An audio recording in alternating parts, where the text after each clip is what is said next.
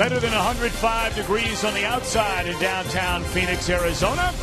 But inside beautiful Chase Field where the dome is closed up. It's game 2 of this 3-game weekend series between the Reds and the Arizona Diamondbacks. And they're very excited here tonight. Moments from now, they will be retiring the number 51, worn by the Diamondback Hall of Famer, Randy Johnson. Hi again, everybody. Alongside Chris Welsh and Jim Day, I'm Tom Brenneman. Welcome, as always, to Reds Baseball. Glad you're with us on this Saturday night. Well, we know the Reds are having a hard time scoring runs. They've been shut out each of the last 2 games. And if you throw in the final 9 innings of a 13-inning game before that, 27 straight scoreless frames.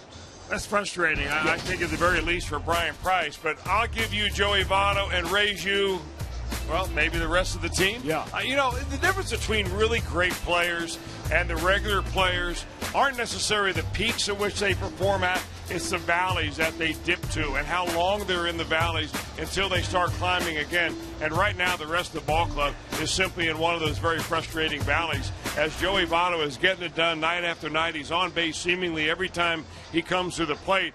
But he's got nobody right now to drive him in. Well, they'll try to change that tonight. Billy Hamilton will be batting leadoff tonight. They'll have Frazier down in the cleanup spot and Joey batting third. Very impressive was the Major League debut of tonight's starter, Kivas Sampson, albeit in a loss in his Major League debut. Well, he came in as a starter in his last time out. That was against the Pittsburgh Pirates on Sunday. But he shows a really good arm. And he showed everybody in spring training who cared to go back and watch him pitch that this young man who they got off the waiver wire from San Diego has some real promise. He's only 24 years old. He spent 7 years in the minor leagues. And it was one little suggestion made by the AAA pitching coach, Teddy Power, that has changed things around completely for Kivas Sampson. We'll get into that as the game goes on. But this young man has a very bright future. His confidence is soaring, and the Reds have high hopes for him tonight. And the Diamondbacks have high hopes of their own for this left-hander the Reds face in Robbie Ray. Well, he's not original Diamondback. He wasn't drafted by them. He was drafted originally by the Washington Nationals, but he made his way over here in a trade, and he has got a very good arm. His fastball is a mid-90s. He's got good plus other pitches. Don't be misled by that 3-6 record. He is way better than that potentially, especially with the stuff that he throws up to the plate. All right, when we come back, Jim Day will tell you about a guy whose nickname is Beef. I mean, we've called guys meat before, but how about beef? You're watching Reds Baseball on Fox Sports Ohio.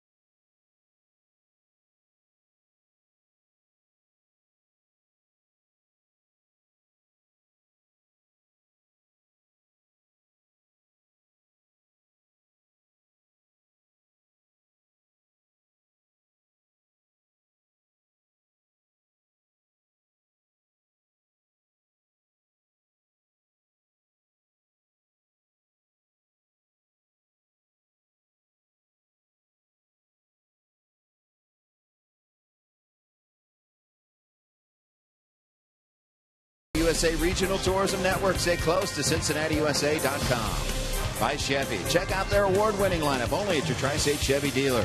And by Skyline Chili. Feeling good. It's Skyline time. I'm Jim Day, getting you set for the Reds and Diamondbacks coming up on Fox Sports Ohio. Kiva Sampson goes to the mound for Cincinnati, and he'll have to get out Beef Wellington. That would be Wellington Castillo. Home run yesterday, and he's the subject of our IGS Bringing the Energy. Last 10 games, he's turned up the wick. 394 average, couple of doubles, 7 home runs, and 10 runs driven in. Now, since he was traded here to Arizona, the Diamondbacks are a cool 10-1 when Castillo hits a home run. Now, I mentioned Beef Wellington. That was the nickname they gave him when he was traded to the Diamondbacks, although he had never tried Beef Wellington until in Washington, D.C., our friends at Fox Sports Arizona set it up for him to have some Beef Wellington. Brought it into the clubhouse, shared with teammates and officials. Mark Grace right there. And then finally, he tried Beef Wellington himself for the first time, and indeed likes it. And now it really fits that he likes his nickname much, much more. Beef Wellington. Wellington Castillo, and the D-backs will go after a second straight victory over the Reds. And when we come back, we're going to be talking to Skip Schumacher, a fantasy football junkie, but he and teammates are doing it for charity. The story when we come back on Fox Sports Ohio.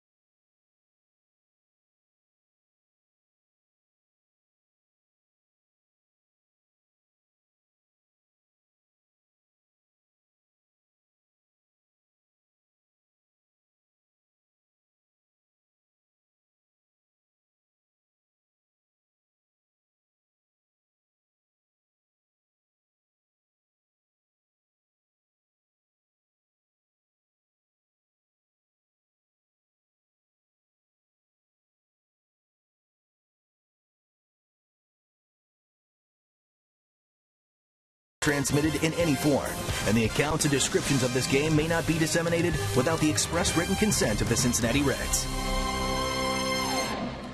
We're back in Phoenix, a little later first pitch today because of the Randy Johnson number retirement ceremony. So, I'm Jim Day. That gives us a chance to talk to Skip Schumacher, and once again, big league impact.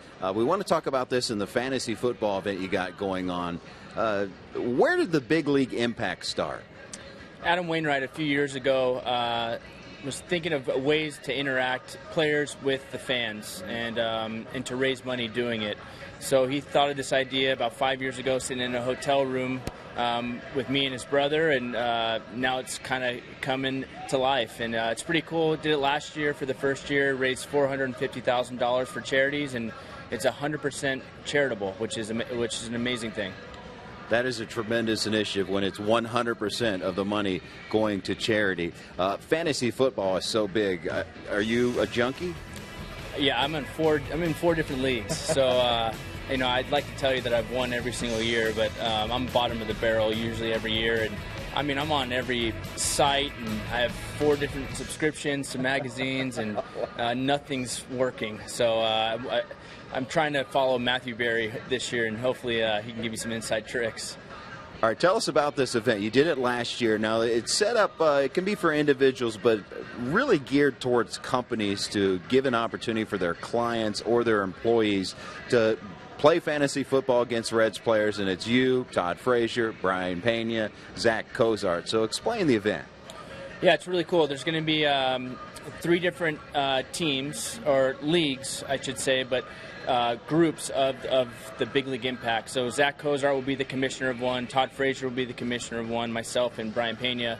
And then the winner of each one gets really great prizes from really great sponsors through Budweiser, or I think Bass Pro's doing this year. So some really great prizes, and you get to talk smack throughout the year, which I think is great, because as much as Todd Frazier talks, I think some fans would like to give it back to him every now and then too. That was my next question. There's a lot of smack talk, at least the fantasy football leagues I've been in, and no one talks more smack than Frazier. Nobody in the history of the world. This guy doesn't stop, which is great. It's great for our clubhouse, but it's great for fantasy football also. And the other thing is Brian Pena doesn't stop either. So you don't know what he's saying half the time, which is even better. So it's great.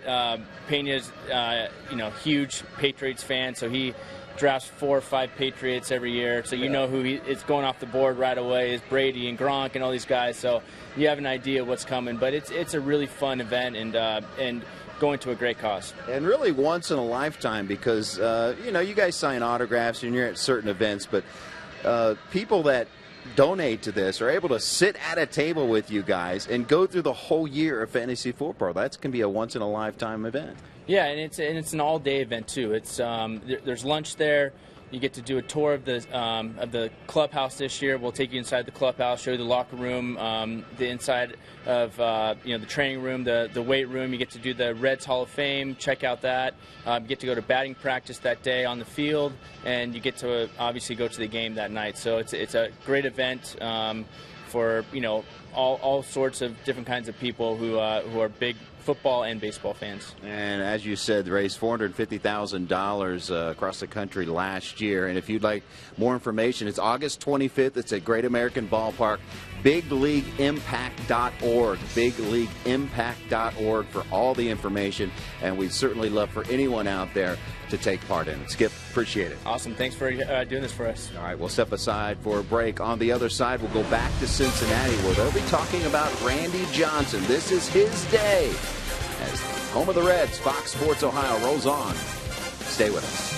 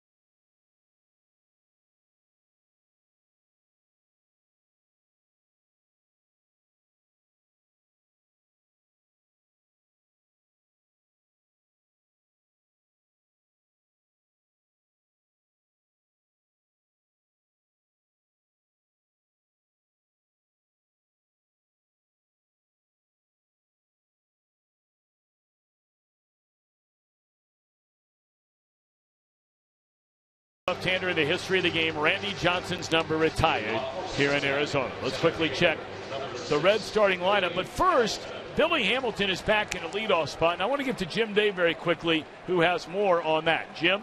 Well, Brian Price feels like he can kickstart the offense with back-to-back left-handers going today and tomorrow. Billy is more comfortable hitting from the right-hand side, so he feels like he'd like to mix it up. You'll probably see him batting ninth against righty starters, but as far as the next 2 days, he's back at the top trying to kickstart it.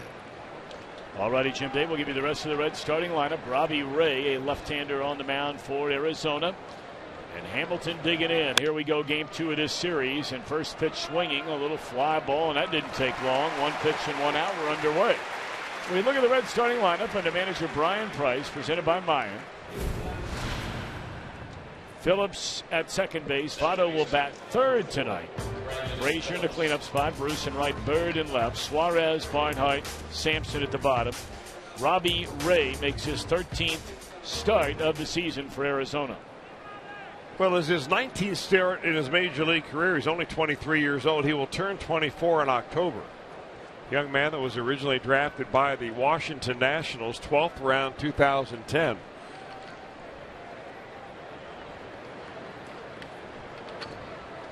A native of Brentwood High School in Nashville, Tennessee. Brandon Phillips takes ball 1 down low. Brandon at 281, 7 home runs, 39 batted in, 0 for 4 last night. Grounded out all 4 times up, once into a double play. What you get with Ray is pretty much fastballs. Fastballs and sliders for the most part. He will mix in a changeup, about 10 pitches to every 100 that he throws. But for the most part, when you step in the batter's box, you're getting something quick.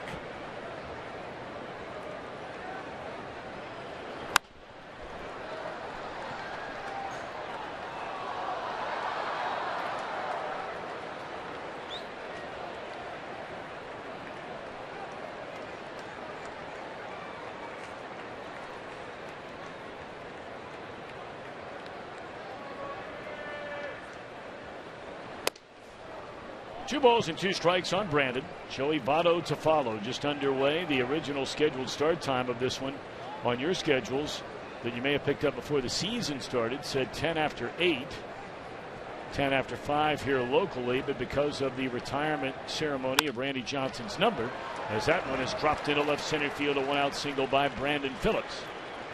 They had moved the start time from 5:10 to 5:35, and they hit it almost on the nose. That was a pretty impressive ceremony. Randy Johnson was very, very good, as he normally was when he took the mound here at, well, at Bank One Ballpark or Chase Field, whatever it was back in the day, Tom. And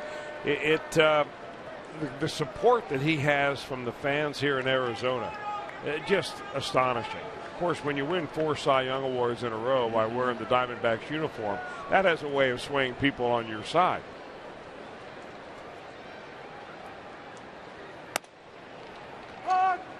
Strike 1 to Joey Votto, as hot as any player on the planet. And that is not an exaggeration in any way, shape, or form. He has just been on an unbelievable roll since the All-Star break. We told you he is right now already set a major league record for most times on base since the All-Star break. Force out at second base on Brandon. Joey at first on the fielder's choice, 2 away, I beg your pardon, here in the first inning. Well, we mentioned it last night that the Diamondbacks are one of those few teams that like to pull the full shift on Joey Votto, and he hit it there, and really tough to get it through the infield on the right side when there are 3 gloves waiting for you.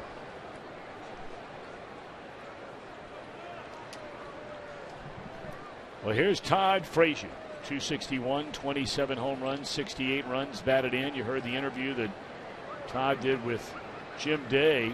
Jim asking him, did he feel like he needed a day off? And Frazier says, I'm not making any excuses. It's me that's not getting it done, and it's time to start getting it done again. Well, I mean, if he's not going to tell Brian Price he wants a day off, why would he tell Jim Day he wants a day off? Sure. I mean, ball players don't operate like that, at least ones that you grow to love and respect. I mean, they want to be in there every day, and sometimes they have to be told when to back off a little bit.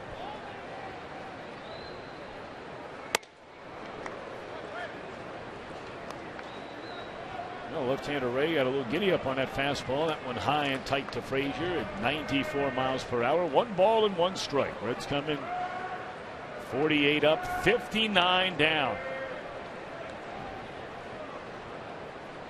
They split a 4-game weekend series last weekend, you may remember, against the Pirates, and won the first game of that series against St. Louis. And then dropped the final 2 games of that series, including a shutout on Thursday, made the long flight here to Phoenix, shutout last night for their 3rd consecutive loss. And they've gone 27 innings of scoreless baseball. That is the longest such streak for the Reds, dating back to 1989. Ooh.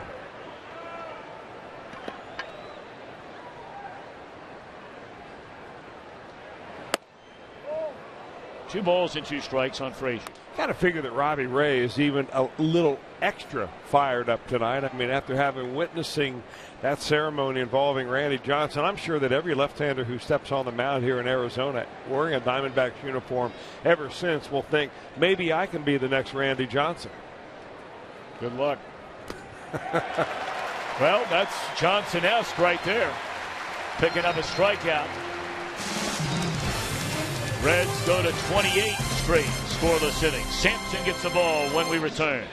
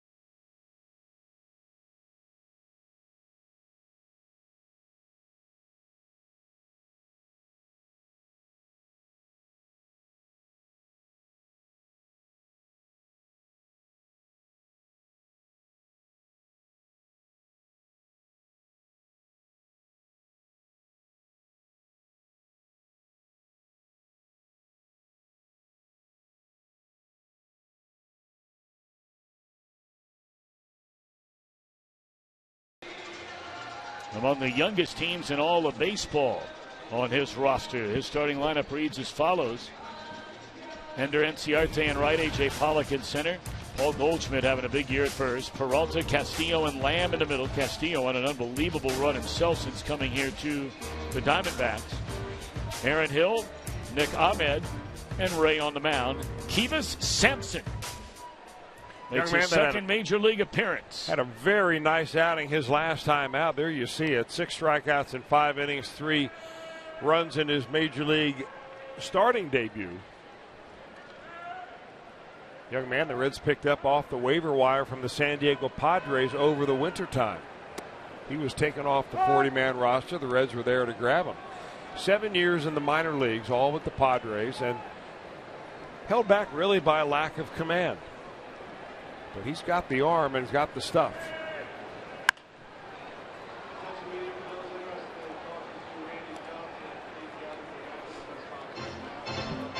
If you scout Sampson, what you're looking at is a fastball around 93 miles an hour. His second favorite pitch is a curveball. Changeup a work in progress. Rarely, if ever, throws a slider.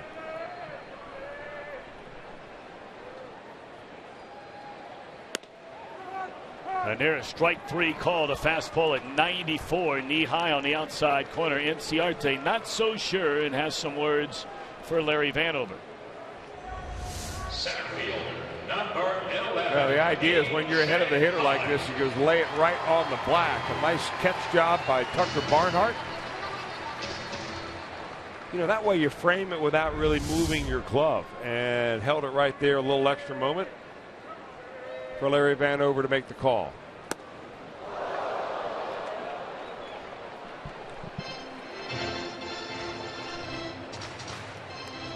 A.J. Pollock not going to put the Pontar or anything else on that bat.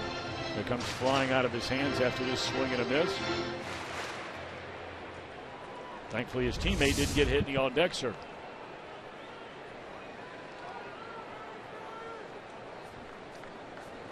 This is an enormous ballpark, so even when you have, which they probably have here tonight, in excess of 42,000, still going to look like there's a lot of empty seats because it's, well, I think the occupancy is up over 51,000 if I'm not mistaken. But a very good crowd on hand here tonight. Diamondbacks are only 2 games under 500. The Pirates beat the Dodgers again today. I'll tell you what, when the Pirates have to play a must-win series, last couple of years they step up, and more times than not they're getting it done. They have taken it to the Dodgers the last 2 nights. Ball well hit into right field. Bruce plays it off the wall, and Pollock in with a 1-out double to the opposite field, his 25th 2-base hit.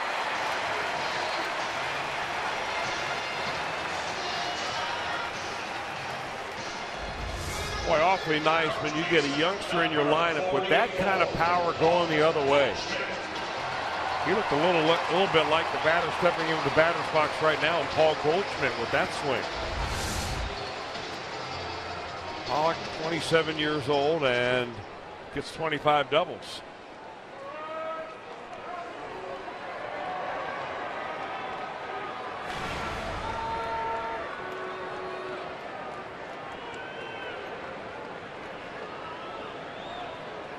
So here's Goldschmidt, right near the top, or even in some cases at the top in every major statistical category there is among National League players.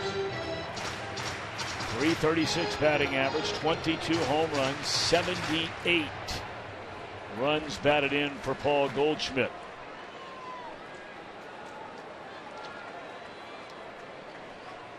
First in the league in batting average, 5th in home runs, 2nd in runs batted in, 3rd in multi-hit games. That ball scalded, but Hamilton will run it down. Boy, was that ball hit. 2 down in the inning. Let's take a look at the Reds on defense, presented by Ford. We know Billy will run him down out there in center. Bird and left, Bruce and right. Suarez and Phillips, the middle infield. Frazier and Votto on the corners, and Tucker Barnhart part of the battery along with Sampson.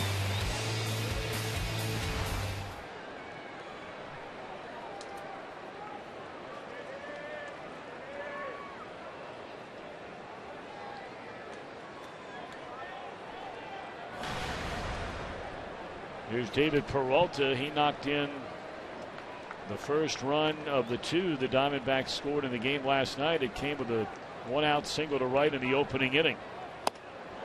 That fastball thrown right by him. Yeah, nice easy motion. It's coming out at 94. It looks like it's fairly straight. So Sampson is a guy that'll throw the 4-seamer up in the zone, a 2-seamer down, but not a lot of movement yet with that sinking fastball. That's still a work in progress.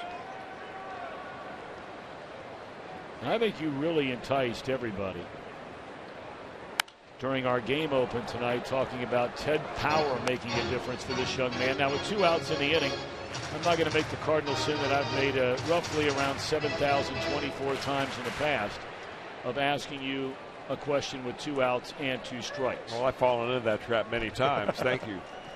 But he has made a difference. We will get into that as the game has gone on, and because of what Power has done with him in the short time they were together in AAA, I mean, his confidence has soared, and his pitching results have gotten much better. Let's make sure we get to that come the 2nd inning here tonight.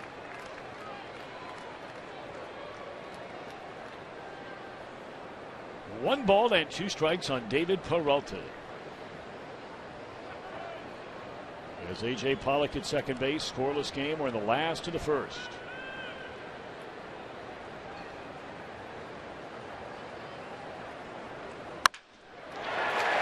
Base hit right field, and the Diamondbacks again in the first inning take a 1-0 lead, and again it comes on a David Peralta base hit.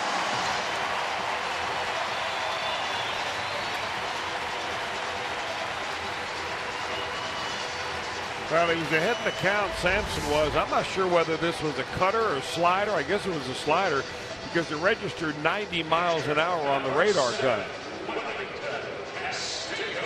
But down and in is the best spot the left-hander would like to have it. At least Peralta likes it down there, and he lined it very hard into right field.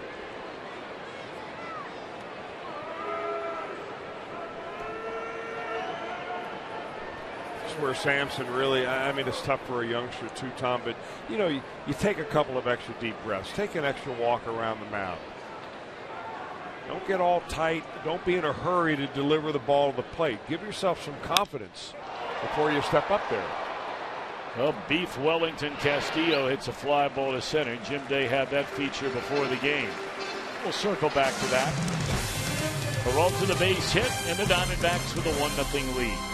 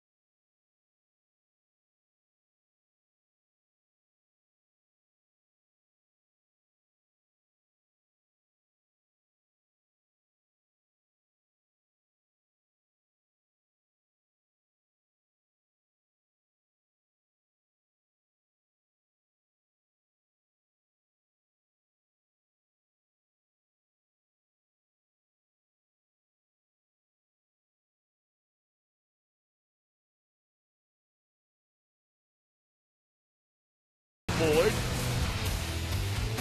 Pollock runs him down in center. Peralta in left. Inciarte made a very, very good play, a very important play in the game last night, an alert heads-up play. Lamb had a good night in the field as well.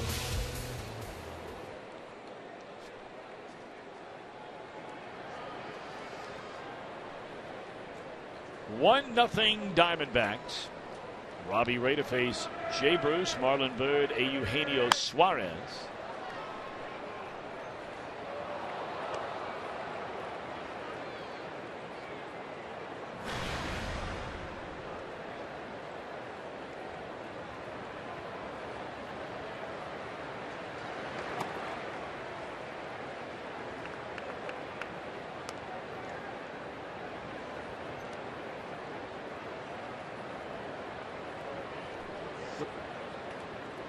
Here's a 1-1 delivery.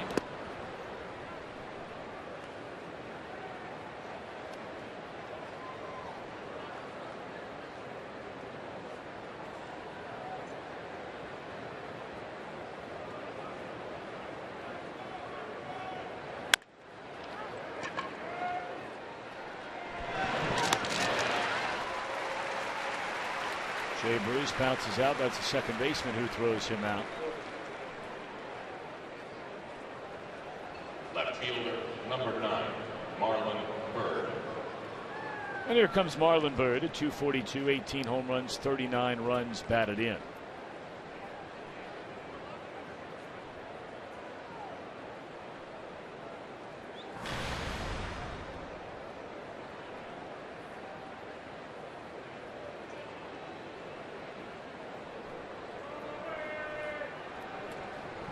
Bird, a big swing and a miss.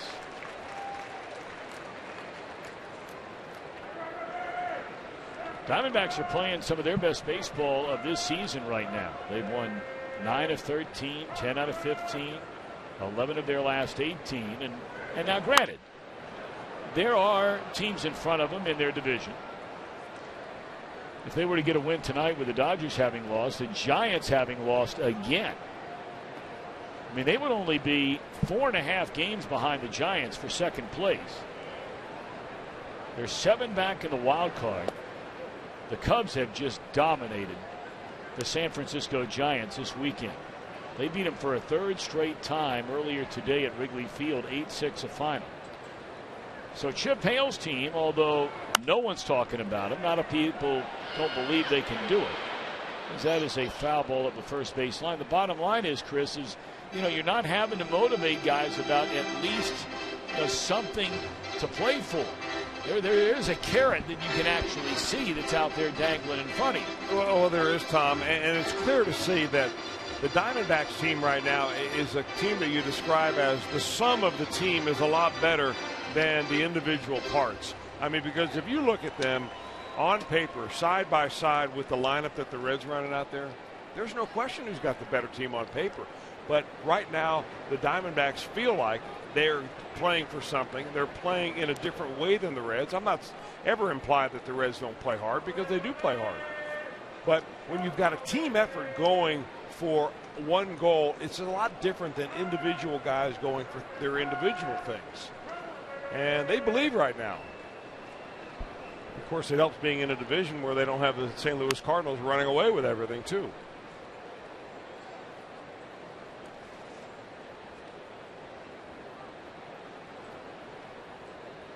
I mean, consider that in the National League Central, the third place team is 13 games over 500. In the National League West, the Diamondbacks are the third place team. They are 2 games under 500. And that team that's 13 over, they are a whopping 9.5 games out of first place. There's a liner, softly hit to Ahmed, 2 away in the inning. Cardinals are leading in the 7th inning tonight in Milwaukee, 3-0 after winning the opener of that series last night. Shortstop, number 7. And we told you the Pirates again beat the Dodgers 6-5 in Pittsburgh. 2 down for Suarez. I think they had a shutout last night. The Cardinals did. Lance Lynn was the majority of that shutout. Tonight is Jaime Garcia spinning a 2-hit 6-inning shutout.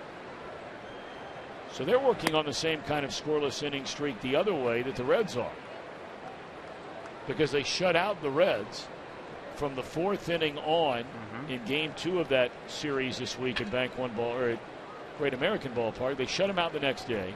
Then they shut out Milwaukee last night, and they're shutting Milwaukee out tonight.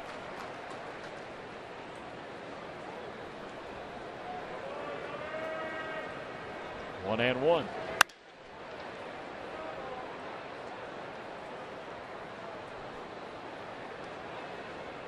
Well, they were showing that 20 strikeout game by Randy Johnson. We told you last night they being Fox Sports Arizona, they had 12 hours of programming completely dedicated to Randy Johnson, starting very early this morning, running through the pregame ceremony tonight. I'm going to tell you what, for those of you that stayed up late to remember when he struck out 20 Cincinnati Reds in this ballpark and did not get the win, there's a check swing and a miss by Suarez, and that's strikeout number 2 for Ray in a perfect 2nd inning. Diamondbacks lead after an inning and a half, 1-0.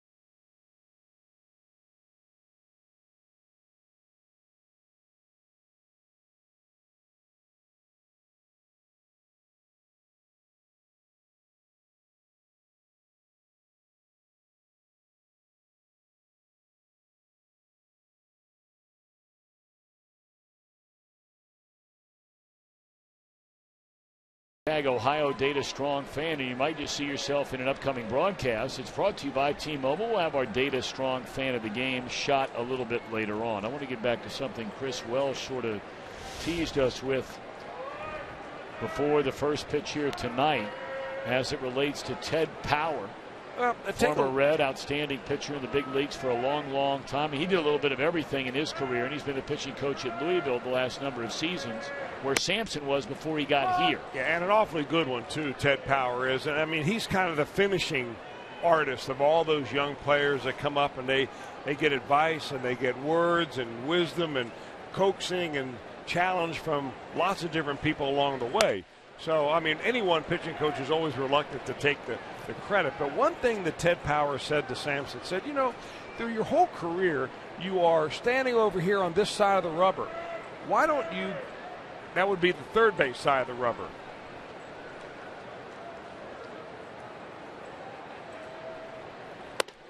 So, it's not working for you, Kivas. Why don't you try moving over to the first base side of the rubber? And that way you'll be able to throw the ball inside to left-handers, away from right-handers a lot better.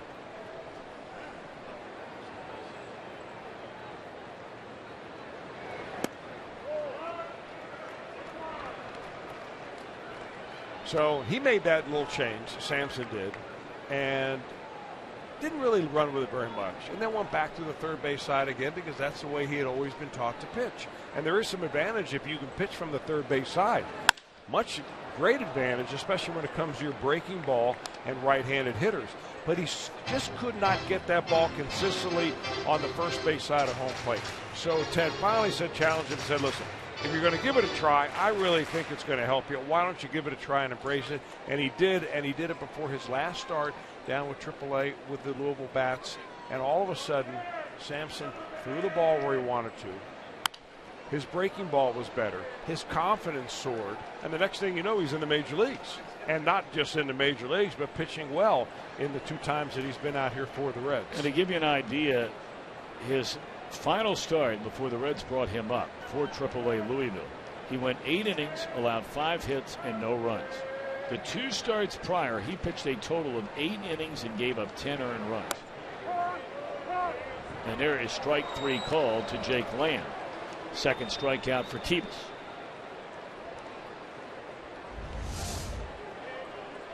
Well, it took 7 of them to get him, but he's right on that corner, and a nice receiving job of that pitch again by Tucker Barnhart.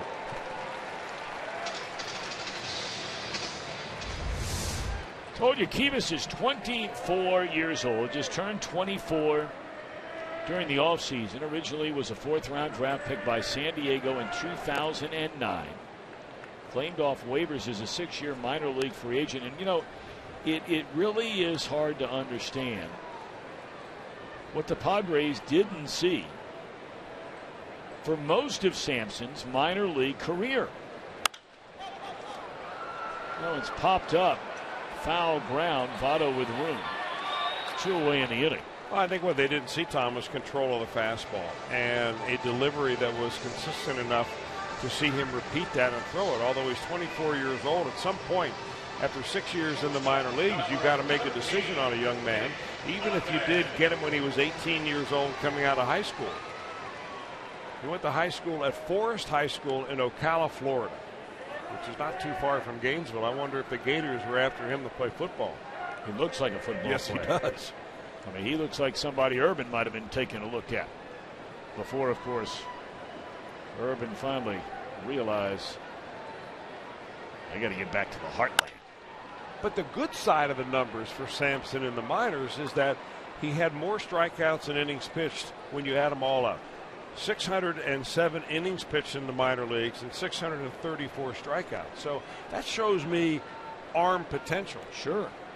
And it just took the Reds and a little slick coaching to get him back up here and then get him finally in the major leagues. Well, it could have been a case, too, where, you know, it's the old, what have you done for me lately? I mean, when you start looking at the early seasons he had in the major leagues, and this is what I'm talking about, you know, when you go 12-3, for example, and you have an ERA at 2.9 in 24 innings, you pitch 120 frames in a season when you're, what, 20?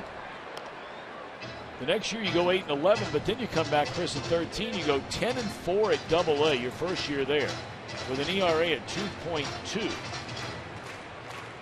But that's when the problem started, because when they moved him up to Triple-A, the last couple of years, the numbers were ugly.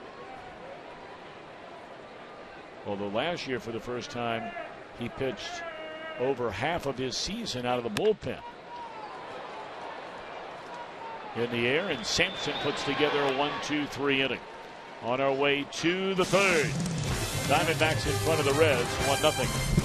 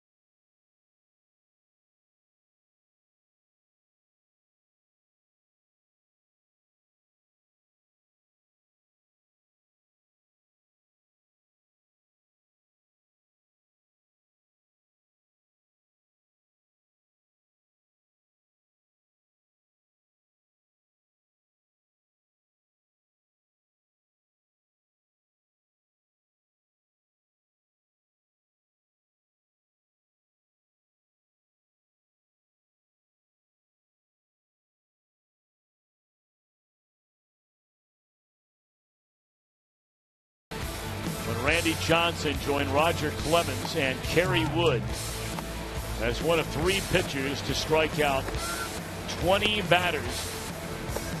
It's a major league record in a 9-inning game. Watching the replay, a little bit of that today. When a player actually put the ball in play, you were stunned. Yeah. Deion Sanders was number 19, and then Juan Castro there, number 20. But, you know, when you're on the road, and you can get a little bored sometimes. Here's Tucker Barnhart, a base hit into center field to begin the Reds' third. You know, our producer Josh Hall, our director Brian Hunterman, associate producers Lauren White, Matt Sigafus, Chris, me, Jim Day. Your mind starts to wonder, and you say, you know, Randy Johnson struck out 4,875 batters in his Hall of Fame career. That is the second most in the history of baseball, second only to Nolan Ryan. So we figured, how long would it take with all of the programming they dedicated to Randy Johnson today? We told you 12 hours worth. If you figured each of the at-bats lasted 2 minutes to get a strikeout. All right, now you want to argue about it, fine. I mean, we're just rounding numbers here. Say 6 pitches, 20 seconds per pitch, roughly. Takes 2 minutes. You multiply that by 4,875 strikeouts. You would need 1 week, morning, noon, and night, to cover every strikeout in the career of Randy Johnson. That's unbelievable. It really That's is. unbelievable. I mean, when you put it in those terms. A week of nothing but Ks. Of nothing but strikeout. Not the outs he had in his career, just the strikeouts.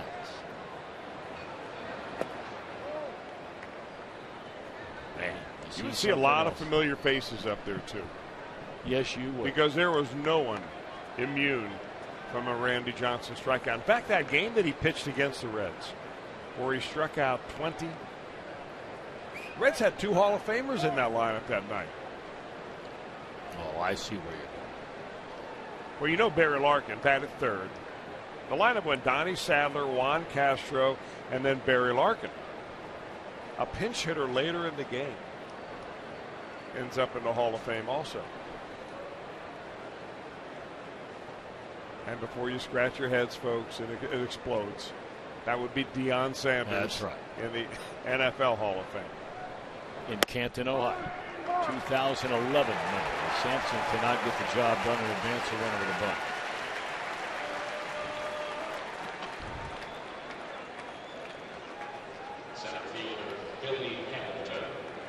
You know, in watching a little bit of that game today, how impressive was Chris Rietzman that game? He was really good. That was only, what, his 8th major league start or something like that, 23 years old, allowed 1 run with all that going on around him. 1 run, 7 hits. He struck out 2, so he didn't try to be like Randy Johnson. And if I remember right, neither starting pitcher walked a batter until the bottom of the 8th inning when Chris Rietzman intentionally walked a batter. Johnson struck out 20, not a single walk in the game. And then it would you talk about irony. It was a bases loaded walk that ended the game. Mm-hmm. Danny Graves walking Matt Williams.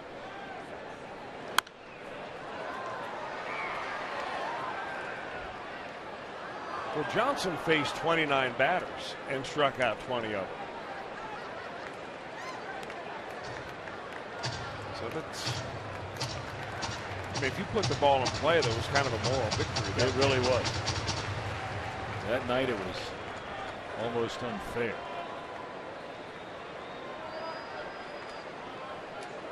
Hamilton popped up on the first pitch of the game to center field.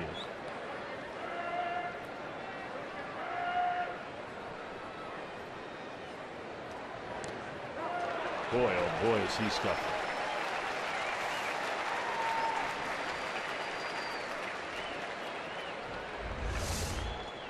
Yeah, just a hard breaking pitch down and in, and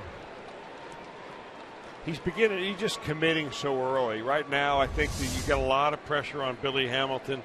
You know, he knows how bad he's scuffling right now, and you're trying harder than ever before. You're going to try to see that ball better than ever. You react a little bit too quick, and you commit, and before you know it, you swing at a bad pitch in the dirt and you're out.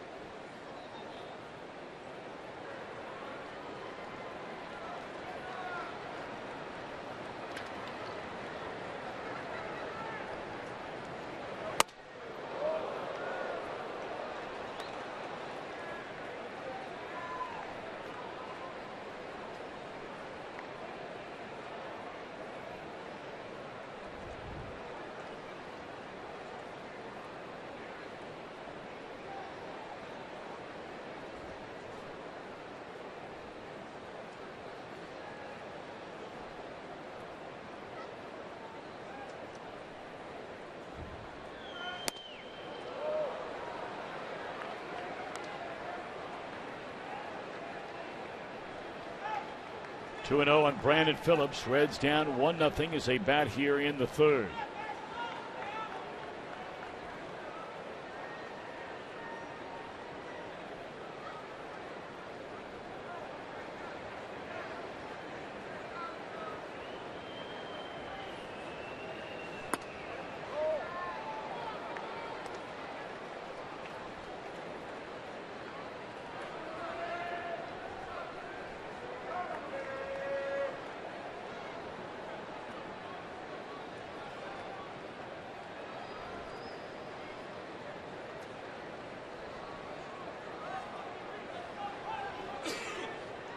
Rio now on Phillips.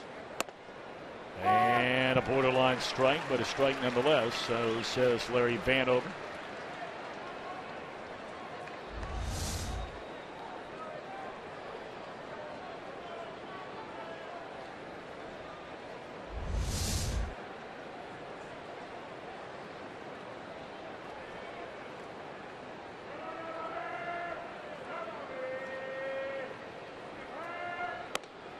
And there's ball 4, which will give Votto a chance to bat with 2 on and 2 out And the Reds down a run.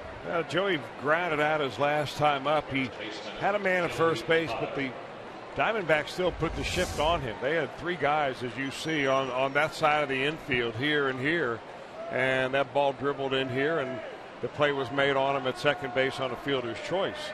There'll only be 2 on the infield now on the right side, because with a runner at second base, you can't afford to vacate third base. So Votto's got a little better chance if he puts the ball on the ground like he did last time.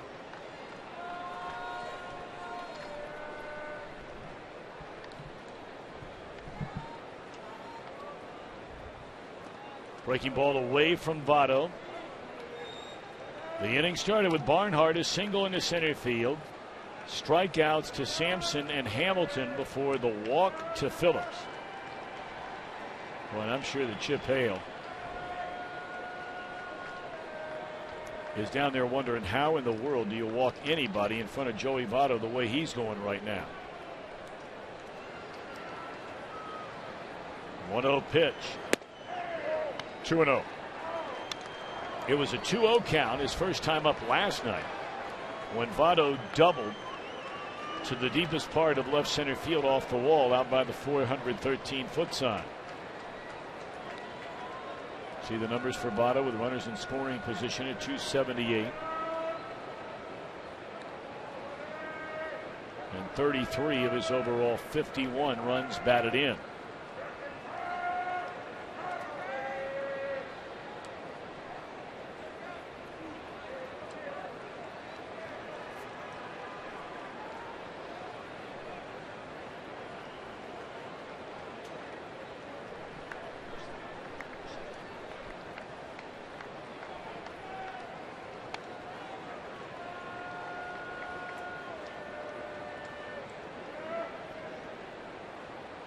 Long look in to Castillo for Ray. A check of the runners. Nowhere near the strike zone. It's ball 3. Well, we know Votto likes swinging 3-0. And we know he has the green light 3-0. So if this one's in the hitting zone, then you hear hitters often say one pitch, meaning a fastball, breaking, whatever it is, in one zone, you're going to let it fly. And if it's in that zone, Votto will let it fly. And he took a rip and fouled it back.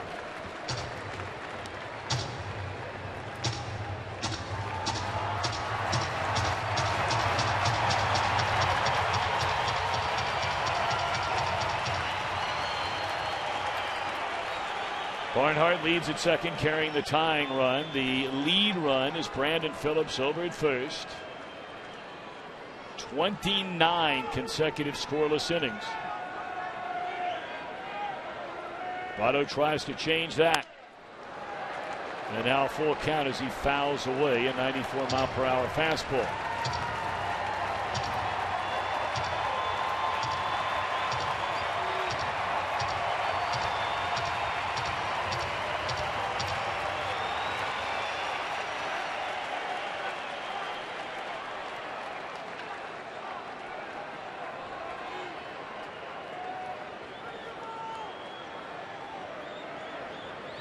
All right, runners get started. 2 outs, 3 balls, 2 strikes on Votto, and here comes a pitch from Ray. Nope.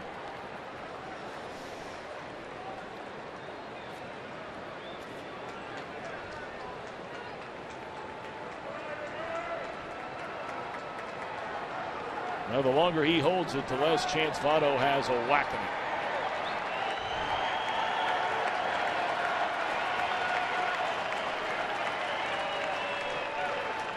3-2 pitch. Got him swinging on a 3-2 breaking ball to retire the side. A hit to left, middle of the third. 1-0 Arizona.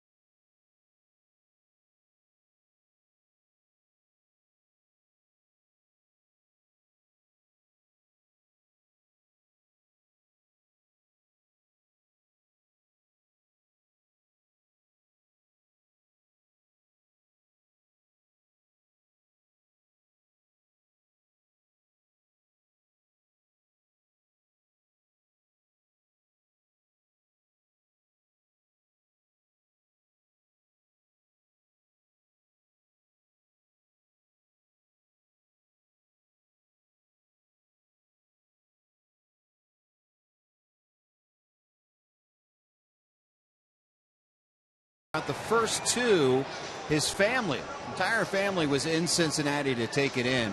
And he said his family really helped him keep him grounded and keep him loose, particularly his dad, who has a very close relationship. And Kivas told me that his dad says jokingly, hey, listen, you're in the major leagues now, but you're still a scrub to me.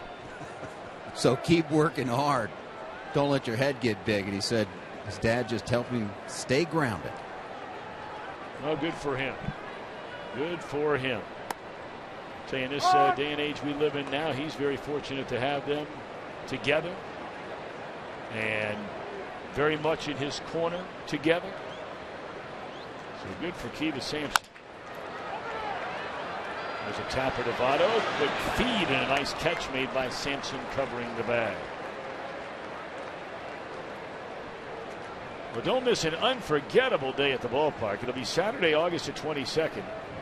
The Diamondbacks honor Randy Johnson tonight, while the Reds will honor a Hall of Famer, Tony Perez. They'll unveil the legendary first baseman's bronze statue, have a special on-field pregame ceremony. The first 30,000 fans receive a replica Tony Perez statue presented by La Rosas. Call 513-381-REDS or visit Reds.com/tickets. That is going to be a great night for a very special man. Not only a special player, but just a special man. Tony Perez, truly one of the real gentlemen to ever put on a baseball uniform.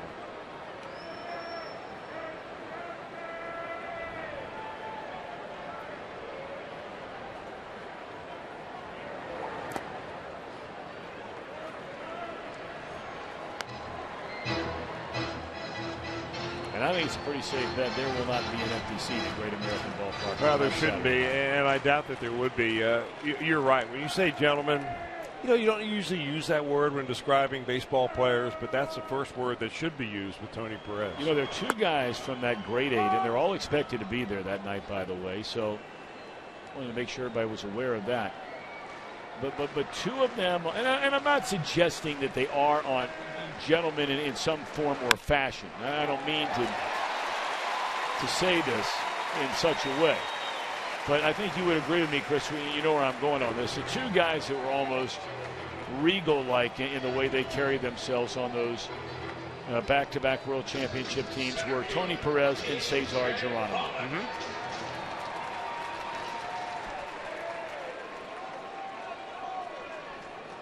And even now they still do. When you see them, they're always meticulously dressed. They look great. They're well groomed. They just look. I mean, they look like they could be, the Cuban ambassador. You're exactly right. And they could play. The Dominican too. ambassador. And they could play.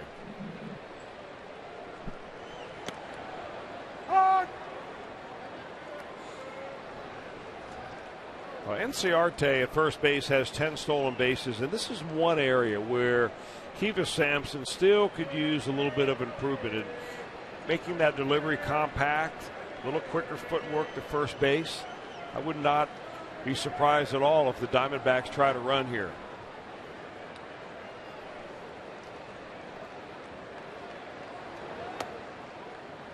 Got that to the plate rather quickly. That was a little better.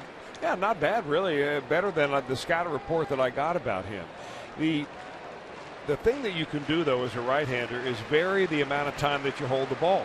And he did a nice job that time holding it just for a few seconds longer than I think that either the hitter, Pollock, or Enciarte at first base felt comfortable with. And that time he steps off, looks over at him, bluff throw.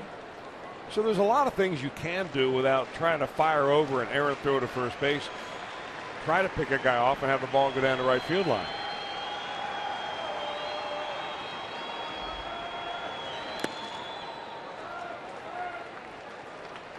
Two balls and a strike to A.J. Pollock. Diamondbacks scored in the first inning, and Pollock a big reason why. He had a one-out double, and then with two away, scored on a single to right by Peralta.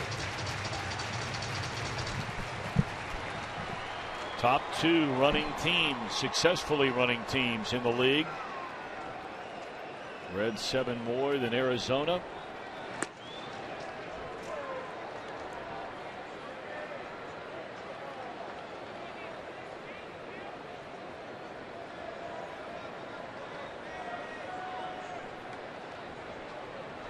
where 67 of the Reds' 102 have come from 2 players. Where we told you last night, the Diamondbacks in last night's lineup anyway, they had 4 players in double figures, Pollock being the leader with 24. And Goldschmidt surprisingly has 19. He's on deck. Runner goes. Throw down to second by Barnhart, and Tucker had a chance right there, and he throws it into center field. Sampson gave him a shot. Good throw, and you get him out.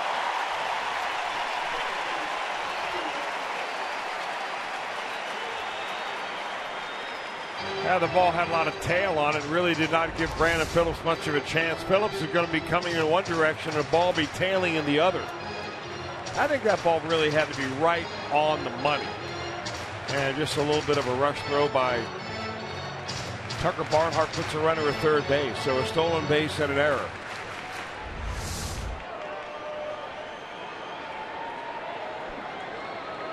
Phillips had no chance to get in front of that ball. That wasn't like he could have done anything any differently.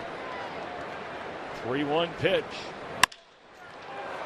Sampson knocks it down. How about that play by Kiva Sampson? And for the time being, he prevents a run from scoring at third base. I don't know whether he caught it or it caught him, but it doesn't matter. Well, the important thing is that he maintained his confidence and calmness on the mound. Picked it up, checked third, and then throws to first base. Let's have a nice wherewithal. I want to see if that ball actually hit him in the fanny and not his glove. Oh, it did.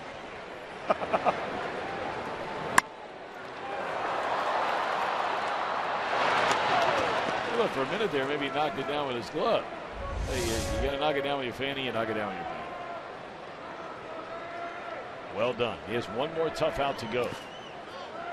And a nice play there by Barnhart as it's ball 1 to Goldschmidt, who lined out hard to center field. This is a nice 1-2 combination that the Diamondbacks have. I mean, obviously, if one of those guys is Goldschmidt, he's leading the league in just about everything out there. That really makes you for a great 1-2. But you've got a left-handed Peralta coming up next. He's driven in runs each of the last 2 nights. So that doesn't mean you automatically pitch around Goldschmidt because he is who he is. Yeah.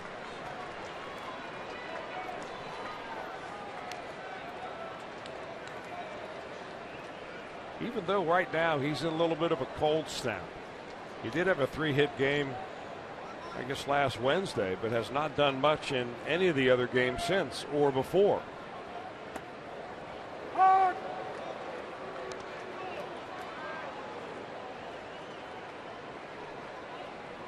It's a pretty good 2-0 pitch right here. You just drop a big old yellow hammer on him.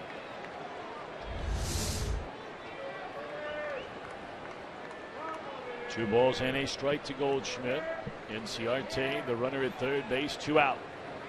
And there's another breaking ball and a dandy from Sampson. Well, he starts spinning a few of those up there for strikes along with that fastball. Look out. That's his favorite off-speed pitch, and I can see why. I mean, Goldschmidt just had no indication he was even on that pitch or the previous one. So do you sneak a little fastball by him or go right back to the well for another curveball? Came back with a fastball at 95 and throws it right by Goldschmidt. And you like the reaction, excited there as Sampson. He should be. That's a job well done with a runner at third and 1 out. Diamondbacks don't score.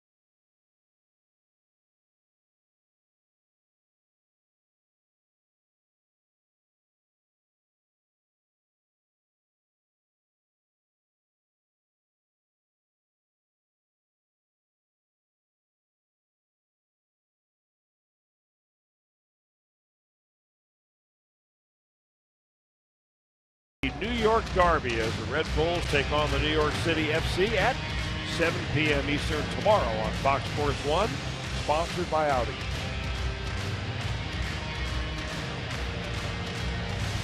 The Reds are looking at a 30-inning streak of scoreless.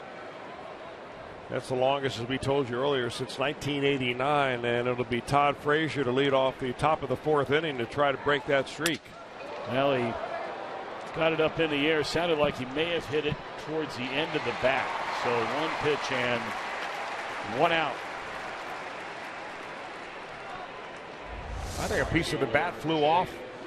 That's how far on the end. You can see it just going to the top of your screen as he finishes that swing, and another one just missed.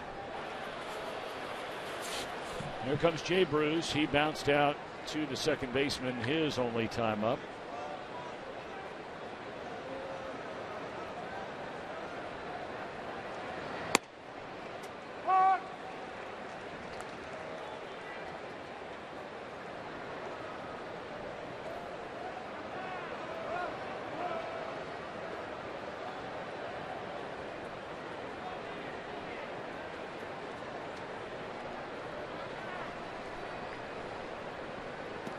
Breaking ball away, 1 ball and 1 strike.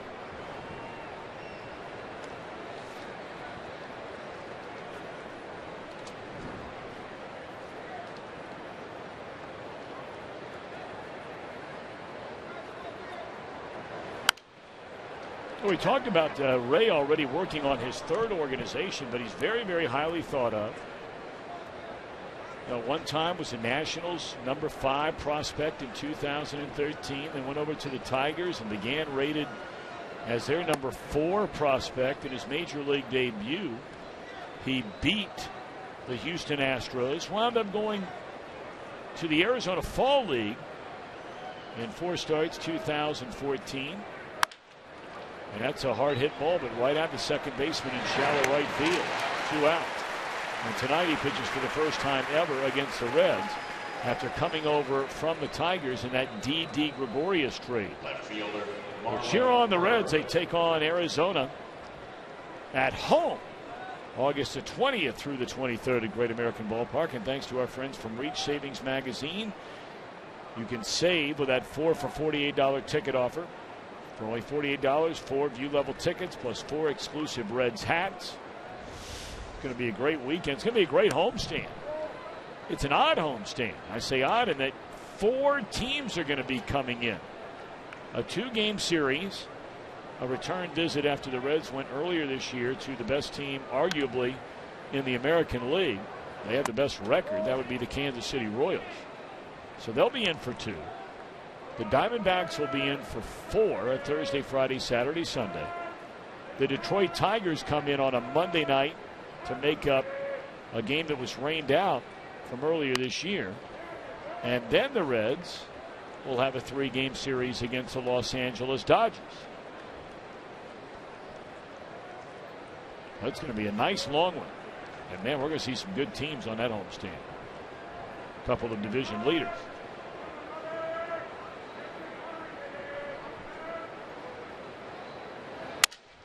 Broken back.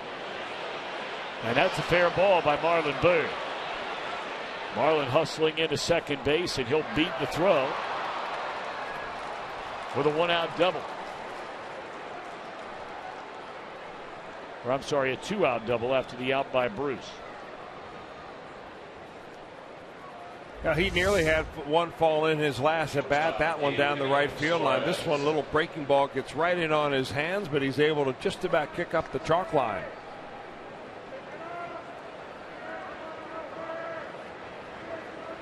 Pretty nice arm down there by David Peralta, former pitcher.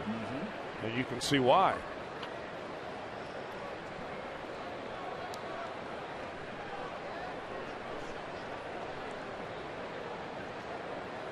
Eugenio Suarez about it.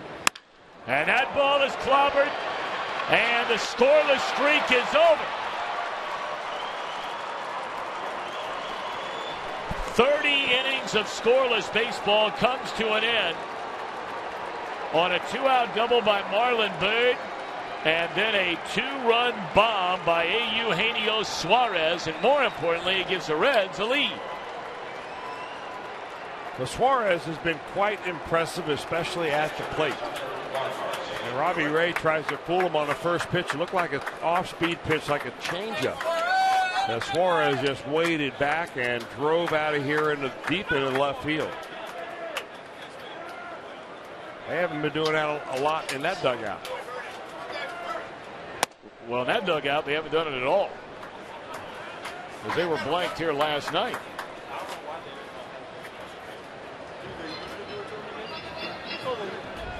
Take a look at the pitch that Suarez jumps on. It is a changeup. It just kind of drifts across the plate, and he puts a good swing on it.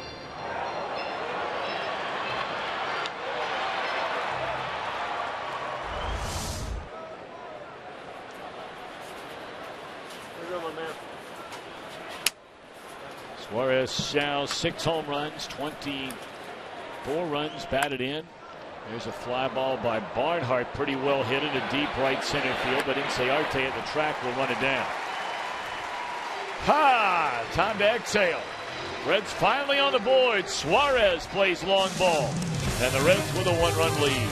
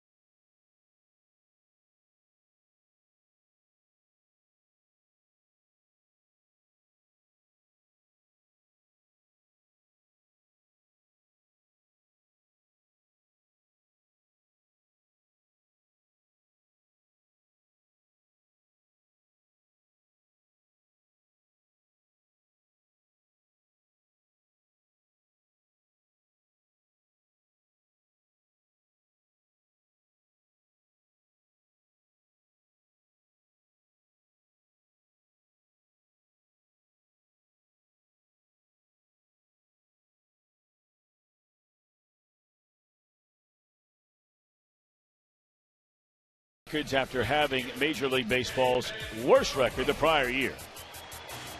The Diamondbacks, the worst record in baseball last season, and 2 games under this year. Now, they're not going to get to where the Rays went from 2007 to 2008, but that's a nice turnaround. You see the other clubs on there did not even get to 500. The Diamondbacks within 2 of that mark.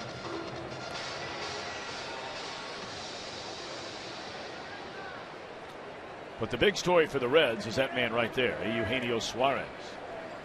A 2-run home run in the top of this 4th inning, which gives the Reds their first lead since they led the St. Louis Cardinals in the 8th inning on Wednesday night. And when Matt Carpenter hit that game-tying home run off J.J. Huber to knot it up at 3 apiece. The Reds have not led since then until now. And it's Saturday. How long you think that feels like in that Reds dugout? Well, I'm not so sure if they really knew the exact statistic, but they knew that they had not done much offensively for a long, long time. And the people who know it the most aren't the guys that are making the outs, it's the pitchers. Feeling like if you make one mistake, you're out of the ball game. I mean, you give up 1 run maybe, but if you give up 2 or 3 runs, forget about it. But you know what happens? You come in bunches. And you hope that's the case right here. But this is a good momentum inning. You know, we talk about it a lot. Your team comes back and scores. This is an inning where Sampson just needs to continue what he's been doing, which is throwing strikes and be staying aggressive after the Diamondback hitters. He started this at bat 3-0 before a fastball strike on Peralta. Red's going to move around their defense a little bit. And he comes right back on the outside corner for strike 2. It's a nice delivery. I mean, there's not a lot of moving parts. There may not be a lot of deception out there, but he's got such a live fastball. Maybe that's where the deception is.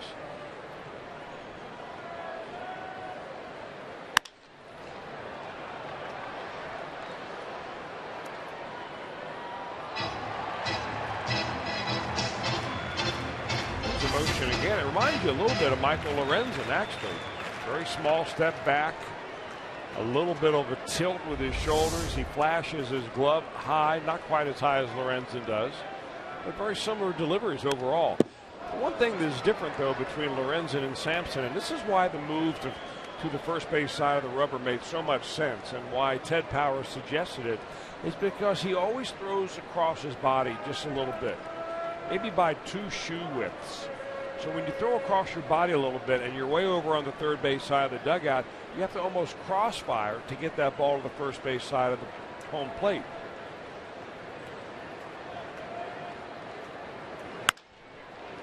Pretty good battle going on here since falling behind 3-0. Sampson came strike 1, strike 2, another strike for a foul ball, another strike for a foul ball.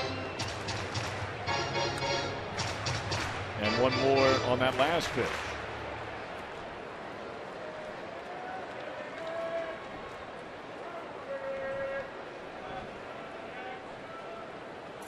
Three balls and 2 strikes on Peralta. And that didn't miss by much. So after getting a 1-run lead, Sampson walks the first batter in the bottom of this 4th inning.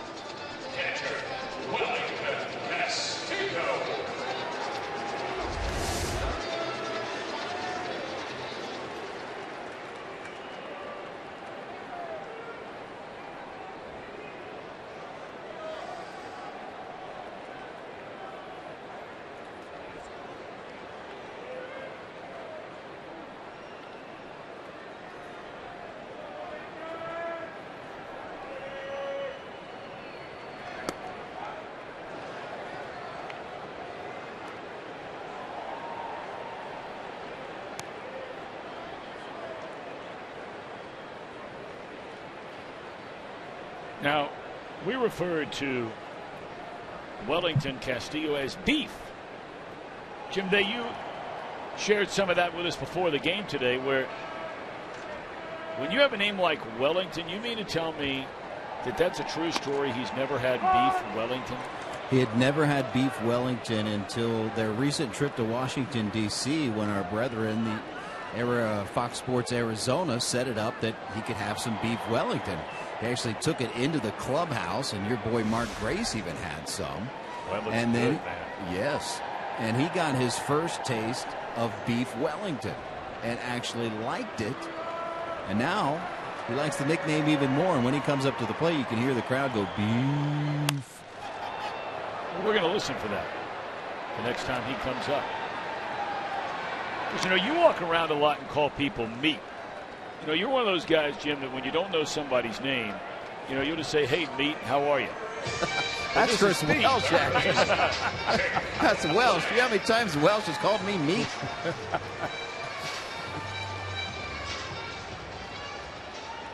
I wasn't directing that at you, Jim. There's a guy standing behind you. That's right. Oh, I got the it. other meat.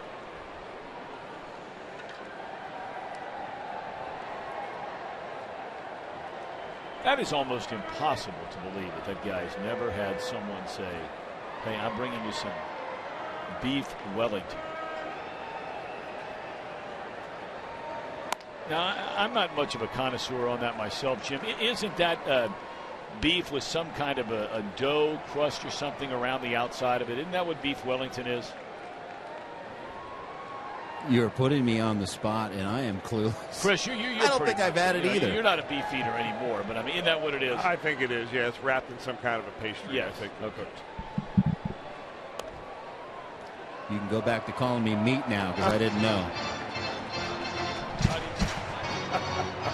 When we do that, Jim, it's all because we love you. Well, you know, I understand it is referred to, the pastry, or is en croûte. I'm being told. Now, how about that? That's big. Very, very nice.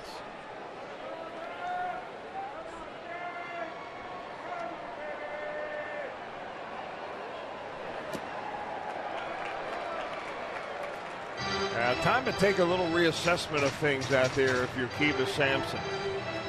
He had been cruising right along here. And then walked Peralta to start the inning. Got a pop out from Castillo. And now 3-0 to Jake Lamb.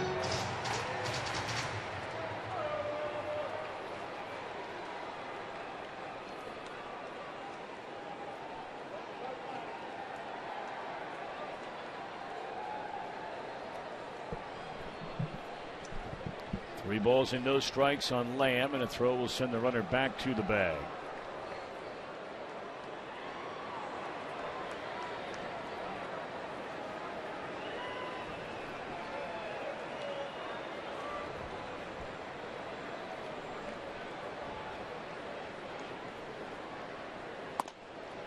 Oh, boy.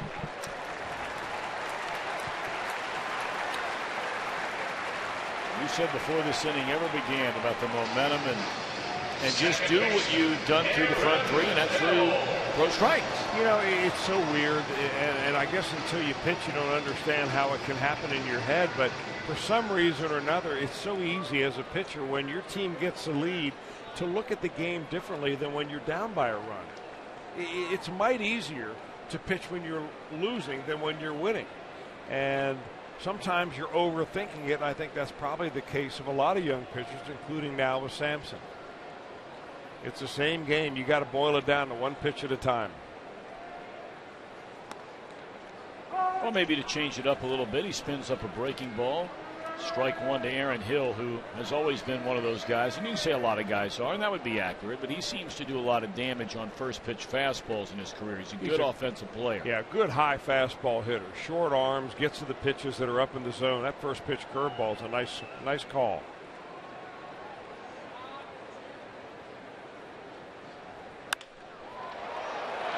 Fly ball to right, be played by Jay over near the line. Tagging up and advancing on to third is Peralta. 2 outs in the inning, and the number 8 hitter Ahmed coming up.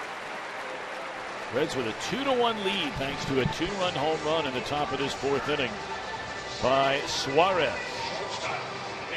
Hey Tom, the other day we started out, we were talking about Dick and Heather Williams. Yes. And the addition of their family. And we know it now. We had a little baby girl to go along with Patrick and Walker and DeCourcy. Well, that baby girl's name is Mary Blair. And we want to congratulate the Williams on bringing another Williams into the world. Mary Blair, welcome. That's beautiful. Mom and baby doing well. Dick at home, I'm sure, watching the ball game right now. That is beautiful. Good for them. Thank God, mom, baby, everybody healthy, happy.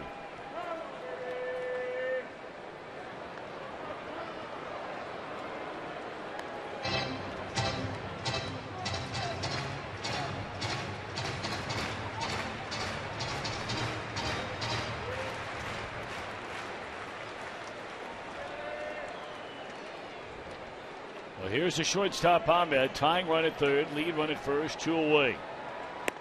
Breaking ball in the first pitch, misses down and away. Boy, he's got nice depth on that breaking ball, though, doesn't he? You got to have your fingers on top of the ball to get that ball to go down the way he does. That is an excellent way to release it.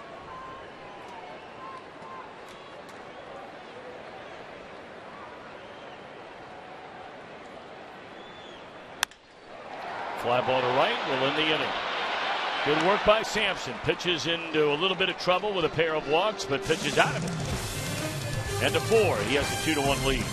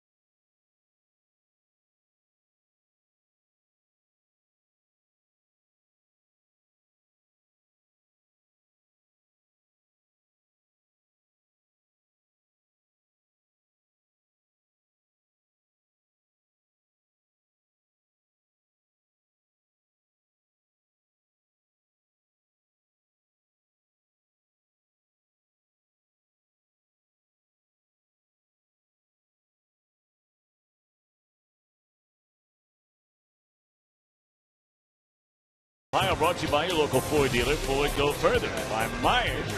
Buy more for a healthier you at Meyer. And by Cincinnati Children's, ranking 3rd in the country on the U.S. News and World Report's best children's hospitals in America. And we wish all of you a pleasant hello from the Sonoran Desert.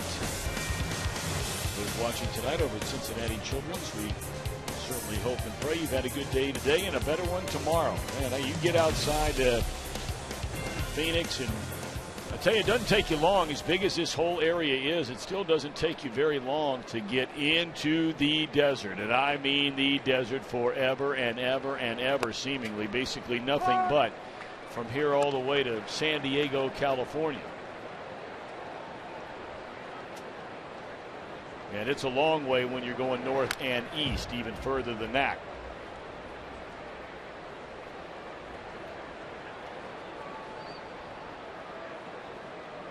Sampson leads things off behind 0-2, but he leads 2-1. Started 2, checks his swing, did not go around. Billy Hamilton next, and then Brandon Phillips.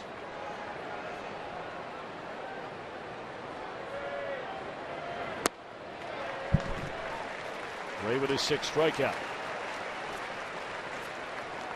August the 21st, that's when the Diamondbacks are in town, and on that Friday night as well as Saturday, we'll have a special on-field ceremony honoring Reds Hall of Famer Tony Perez. More than a dozen Big Red Machine members will be there, including Joe Morgan, Johnny Bench, Pete Rose.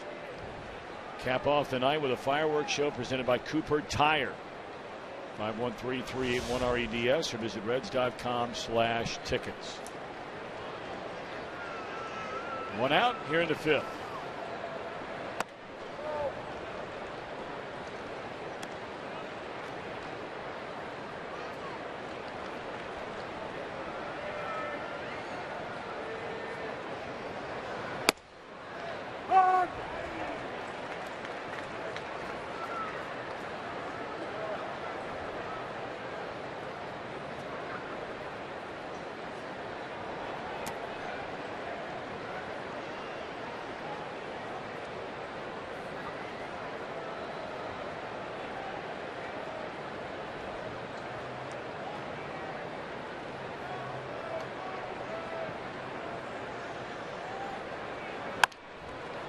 Back to the mound.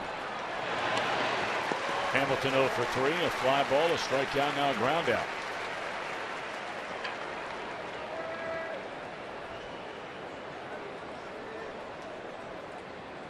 Now we saw a nice pitching matchup last night with Chase Anderson and Raisel Iglesias, 2 youngsters, and we're seeing the same thing tonight here with Sampson and Robbie Ray.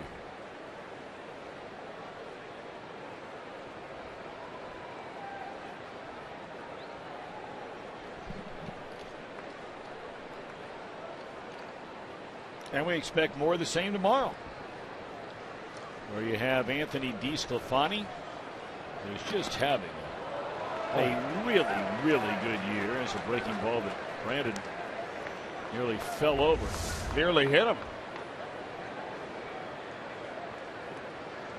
That looks like those sliders Johnson was throwing that night when he punched out 20. Of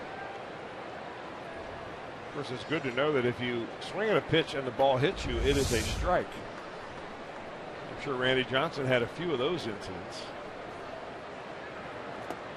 There's another one.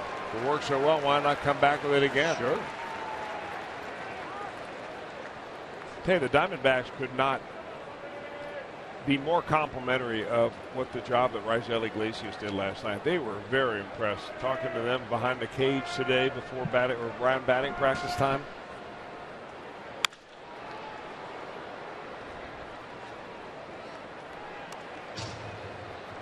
I don't know if it's a good time to be a hitter coming up in the major leagues right now with all the good arms. You're not kidding. You're not kidding. We were starting to say, I mean, 2 youngsters tomorrow, DeSclafani and Patrick Corbin, who's come all the way back from Tommy John surgery. He was one of the best young pitchers in all of baseball a year and a half ago before he got hurt. Well, the base hit that Brandon got his first time up was on a fastball. Then he walked his second time.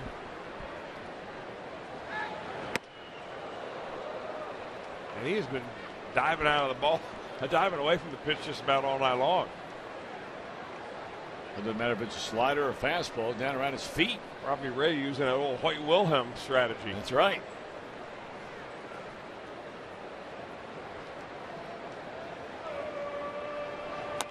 Now, there may not be people who were with us last night when you explained the Hoyt Wilhelm strategy. He used to tell us, and he was a minor league instructor for the New York Yankees when I was coming up in their system. He said, you know, when you get ahead of a hitter 0-2 and you want to come inside, you don't want to come up and in because it wakes them up. You throw at their feet. They've got to move out of the batter's box. They don't know you're throwing at them, but they've got to rearrange themselves, and it has a great effect on being able to get guys out. Well, I mean, this might be Hoyt Wilhelm reincarnate. Brandon, it's like he's standing on ice. Or he's just come out of somewhere about 2 bells.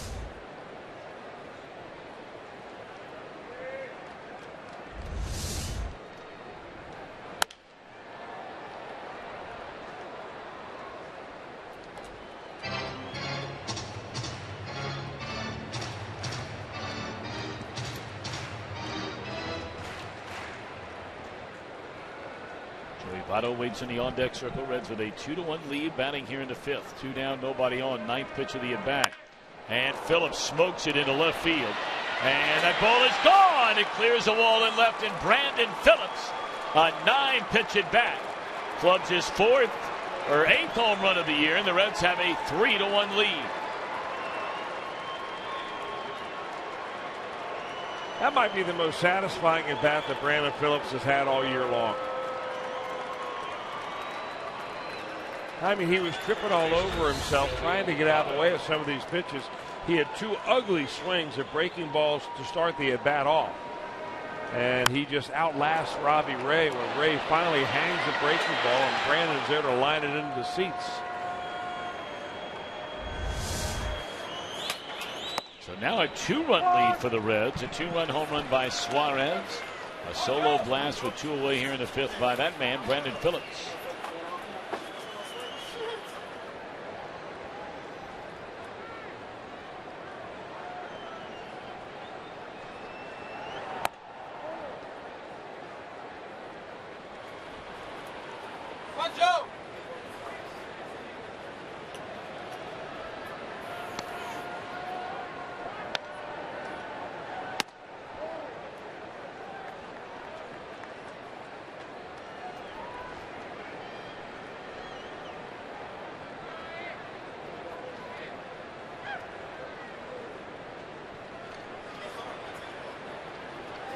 He's probably down there telling Jim Day about that. He's walking over near our camera down there. I'm wondering, Jim, is he down there talking to you? He is talking to Marlon Byrd as we speak. All right. Well, he'll find you sooner or later. It's only a matter of time. And the conversation will be about him. 3-2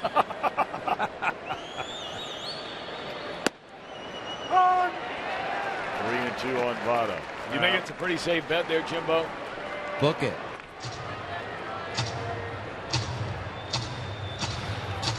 There's no I in team, but there is a me. Well, a lot of them having a big laugh over something Marlon Byrd just said. Even Kiva Sampson, you rarely see a starting pitcher getting wrapped up in that kind of stuff. But whatever it was Byrd said, all of them along that bench were busting out laughing. 3-2 on Votto. Nothing but fastballs in this at-bat, Ray against Votto. You know, you mentioned how hot Votto has been. You know, in the month of August, Joey has 3 hits and 9 base on balls. So the reason he's so hot is because pitchers aren't throwing strikes to him. And he's not getting himself out by chasing pitchers out of the strike zone. And it's strike 3 called, and Votto does not like the call by Larry Vando. Brandon Phillips plays long ball in the Reds' 5th to give his team a 3-1 lead in the desert.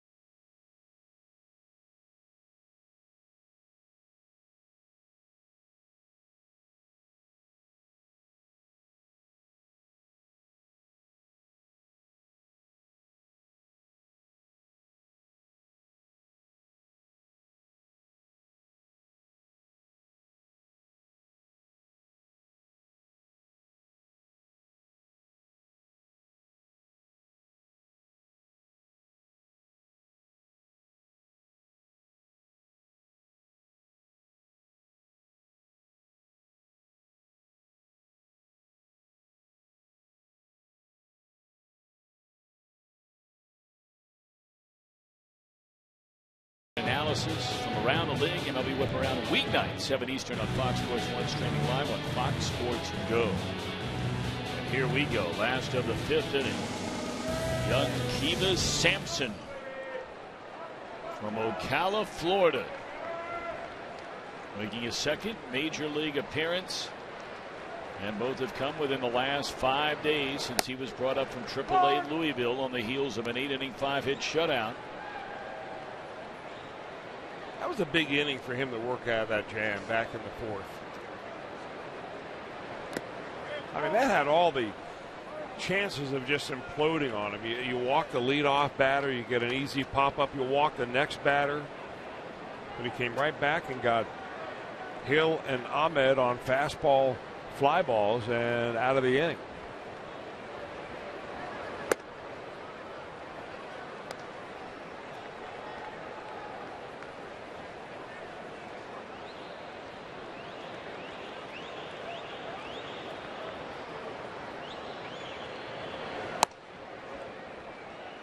Two and two on the pitcher, Robbie Ray.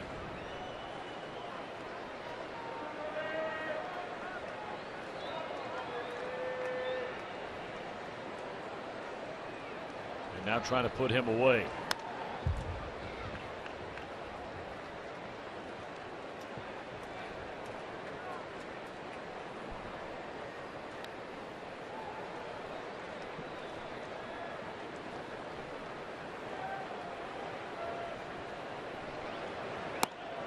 Which he does here. And that's a 4th strikeout tonight by Sampson.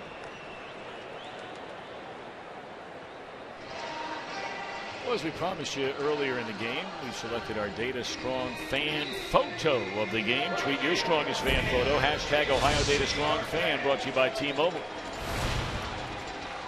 Now that's a good looking picture.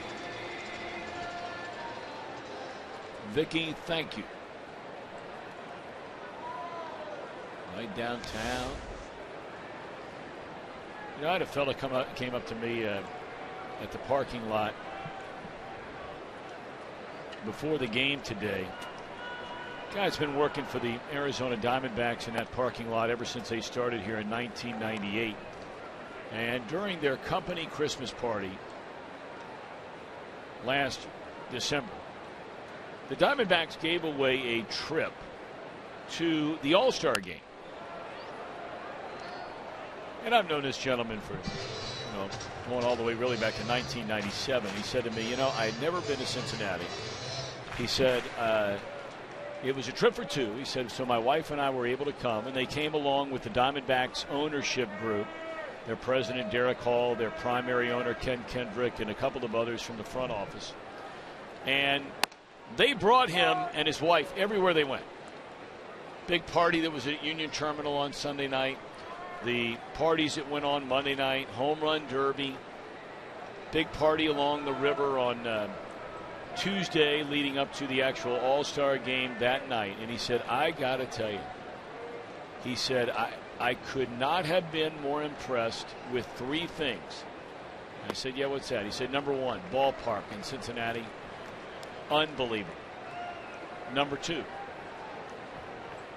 your city.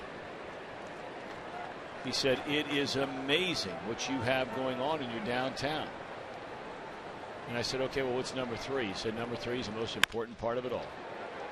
I said, let me guess. He said, what's that? I said, the people. There's an errant throw by Suarez. And that is the one knock on Suarez. He said he has had a number of problems making the routine play, and that's about as routine as it gets. Well, it is routine. Looks like he just dropped his arm a little bit, and the ball just sailed on him.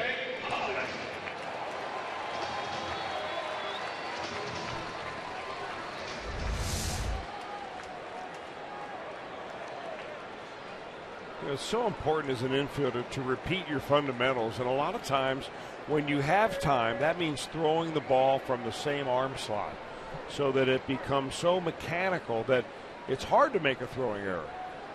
Now, if you have to throw the ball on the run, or you're going deep into the hole and planting and firing right away, when you got plenty of time like that, that's where you want to repeat.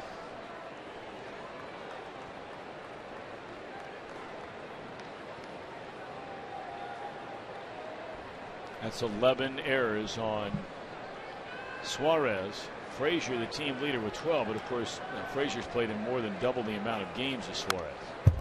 Foul ball back out of play, and it's 0-2. We used to finish that final thought about the All-Star game. The guy said, "I just can't believe how wonderful the people are back there in Cincinnati." And, you know, for those of us who live there and call it home, we're not surprised by that, but it was nice to hear it from somebody else.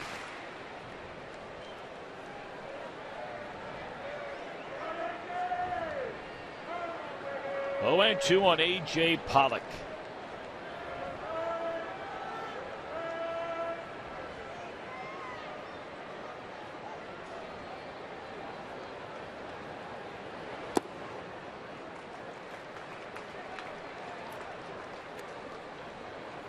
Now, sure does not look like that Arte at first base is in that running mode. He's got a much smaller lead, or at least has so far in this at bat, than he did the first time up when he stole second and ended up going to third on a wild throw.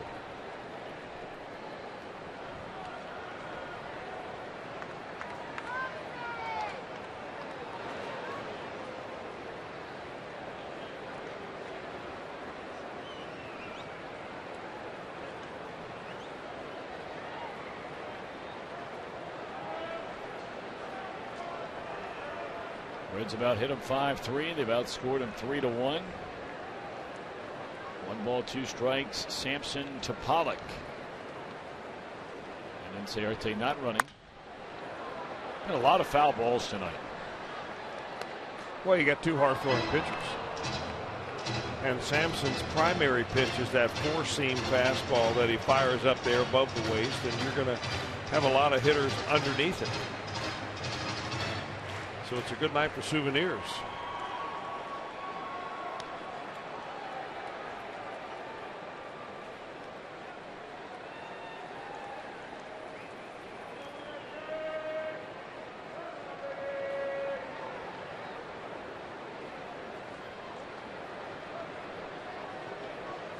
One ball and 2 strikes on Pollock again, and again a foul ball. I guess there's 2 ways of looking at that. You know, you throw a lot of fastballs, and hitters generally can put the bat on the ball, fouling it out of play. Some might say, you know, the pitcher's having a hard time with anything that's able to put the batter away.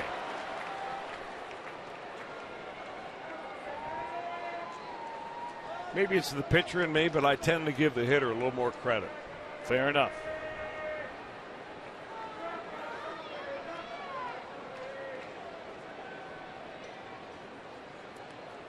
It's a nice play by Tucker Barnhart. Really nice play. Preventing Arte from advancing on to second base. That was a wild one, really, in the happening right there on and way. And Barnhart knew it immediately. It was either going to hit the plate or in front of the plate, and it hit well in front of the plate. Now all he's got to do is get his body in front of it somehow.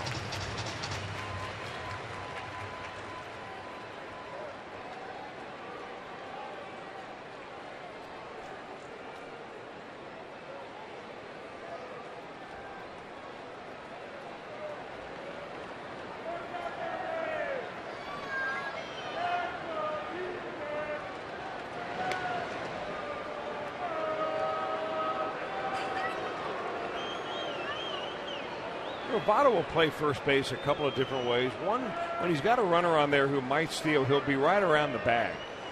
When he's got a batter in there, he'll even be a couple of steps closer away from the bag right there if he feels like a guy's not going to be stealing.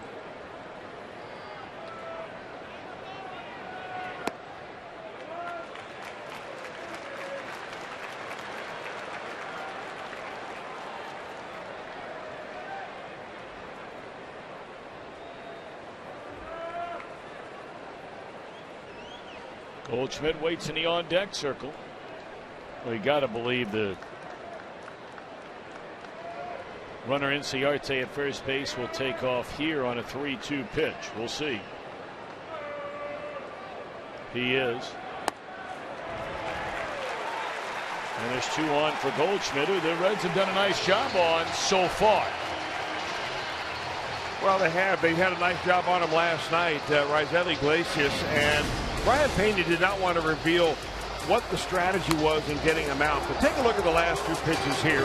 Breaking ball for a strike, and then a fastball right by him. Tonight on a 2-2 count, Sampson comes in with a breaking ball, or 2-1 count, makes it a breaking ball right there for a strike, and then fires the fastball right by him. So the idea is maybe to slow him down and then speed it up. And in back-to-back nights, at least so far, it's worked for the Reds against Paul Goldschmidt.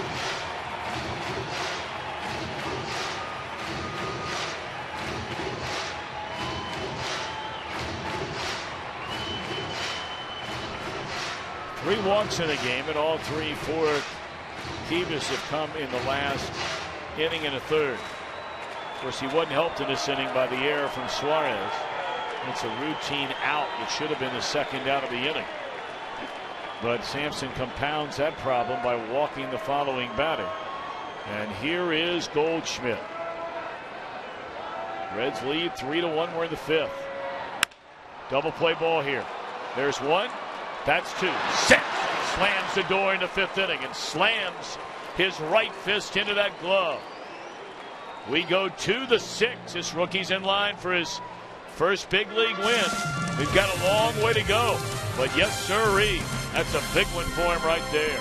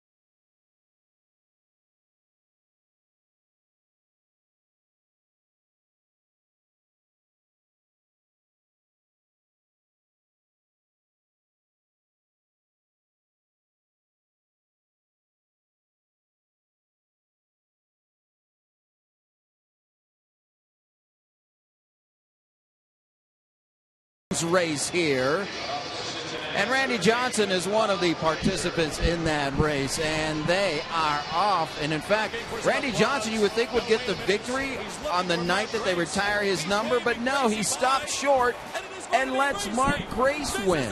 And folks, that's the first time Mark Grace has ever won the Legends race. And to cap it off, the real Mark Grace is right there to celebrate. Your boy, Tom, finally my boy, winning the Legends race. Thank you to Randy Johnson for allowing him to win. Grace is just like, get out of here, please. He wanted nothing to do with that, but he's always a good sport. That's pretty cool the way they do it with former players. Yeah. You know, we've seen it's very cool, the presidents in D.C. and the sausage races where it really all began, of course, in Milwaukee. But here they have, who are the four? Gonzalez, Grace, Johnson, Williams, right? Mm-hmm. Do they rotate anybody else in and out of that? No. And one day they'll have Goldschmidt probably, and, you know, it'd be kind of cool to have them rotating around. I mean, could you see Rose and Morgan and Bench and Larkin and, you know, right on down the road? That'd be pretty cool. You may have a field like the Kentucky Derby. That's right. That's exactly right. 24 of them. I tell you, it was so good to see tonight. Have you seen Brandon Webb?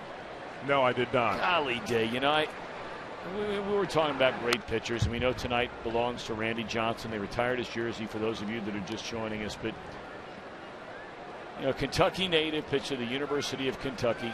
Grew up in Ashland, Kentucky, if I recall. You're right. Played for Keith Madison at University of Kentucky. came up to the big leagues, and I mean to tell you, he set the National League on fire. Won a Cy Young Award. He was the best pitcher in the National League for about, what, a 4-year run, 3-year run. Then the injury started, and he never made it back. Never really made it back. But it was so good to see him today. He looks great, healthy, family, spends a lot of his time. I'm told every year he drives a Winnebago back with his family to go back to Kentucky to see all of his family, and then turns around and drives right back out here to Arizona. Yeah. I mean, he's as good as it gets, salt of the earth.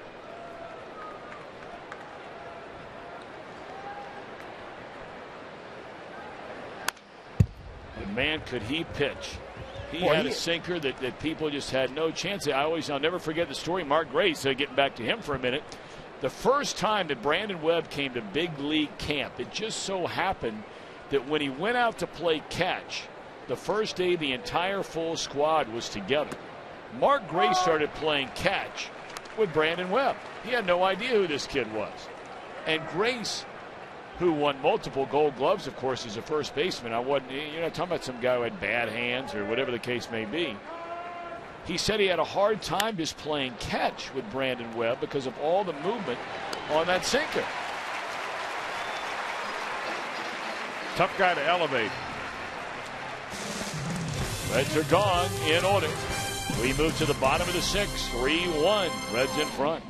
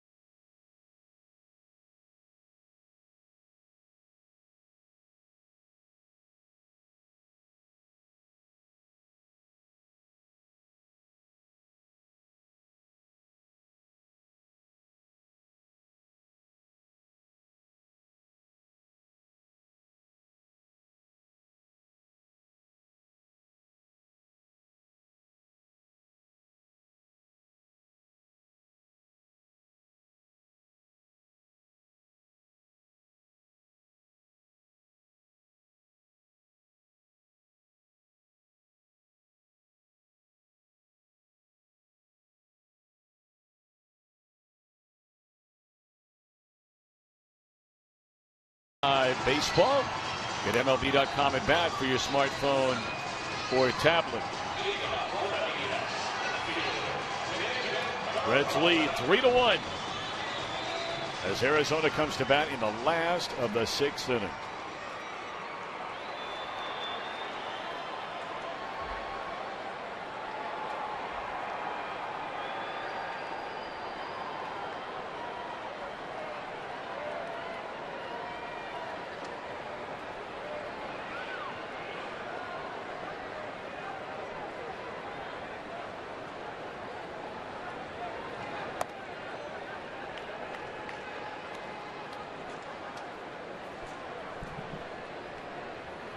A very important inning. They're all important innings, man, when you're sniffing potentially your first major league win. But here, if you can find a way to get through 4, 5, 6, 3 guys swinging the bat well right now. Peralta, he's been on base twice, an RBI single and a walk, knocked in a run last night, having a good year. I mean, this guy has one more run batted in than Joey Votto in 70 fewer at bats. Well, it's only his second really major league year. He was up part-time last year. And Tucker looks like he's got a beat on this one. Yep. One away. You've got Beef Wellington Castillo. Let's listen for this now. See if they say beef in the crowd.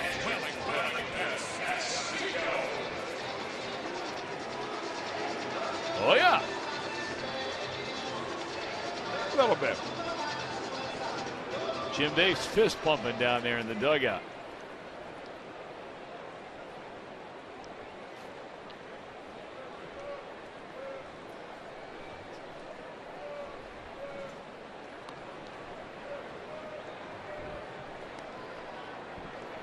Castillo has flied to center and popped up to first base. Sampson getting the sign from Barnhart, now going to work. Liner caught, second out of the inning. You'll take those. One pitch for an out.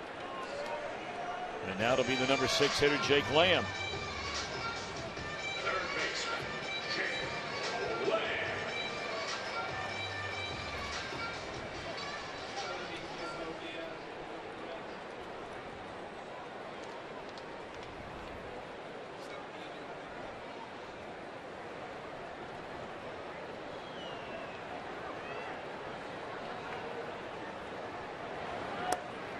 Randy Johnson is sitting in a box with his family, roughly about 4 or 5 doors down from us, and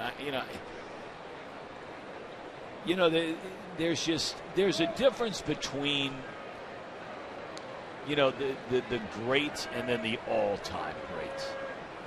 And man, to be able to watch that guy every time I see him, and Chris, I talk about him quite a bit, but you're talking about truly one of the legends of baseball, and there are others. But when you think of when Kiva Sampson made his major league debut a week ago, he became the 18,568th player in major league history. Okay. 215 of the 18,568 are in the Hall of Fame. That is 1% of all players that have played in the major leagues. And then of that 1%, they're all great players. We know that. Of that 1%, there's the upper 5%. Sure. And Johnson is in that 5%. Of course. When you consider that at 30 years old, Randy Johnson had fewer than 65 wins. He won over 235 games after the age of 30. Pitched till he was 46.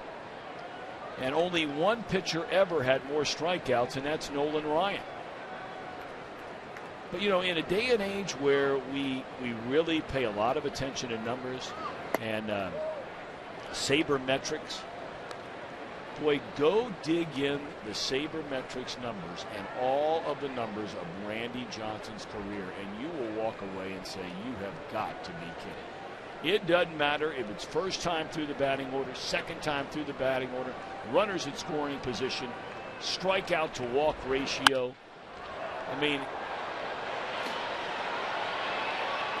To watch him during that run where he won 4 straight Cy Young Awards. He had a season here one year, one of the years he won the Cy Young, where for 4 games in a row his team got shut out. They were no hit, 1 hit, 2 hit, and 3 hit. He never allowed more than 2 runs in any of those games. All losses. He'd have won 25 games that season. He went 4 straight games where his team did not score a single run that year. He was just... In 2002, everybody thought Kurt Schilling might win 30 games. His teammate. Schilling had 15 wins at the All-Star break. And Johnson had about 9, something like that. He was pitching great. But he had won 3 straight Cy Young Awards at that point, and everybody was already handing the award to Schilling. Well, Johnson did not take that well at all. He proceeded to finish the year, went 15-1 the remainder of the season with a 1.5 ERA. All of those years struck out well over 300, 5 years in a row. 1-2 pitch on Aaron Hill. And now 2 balls and 2 strikes.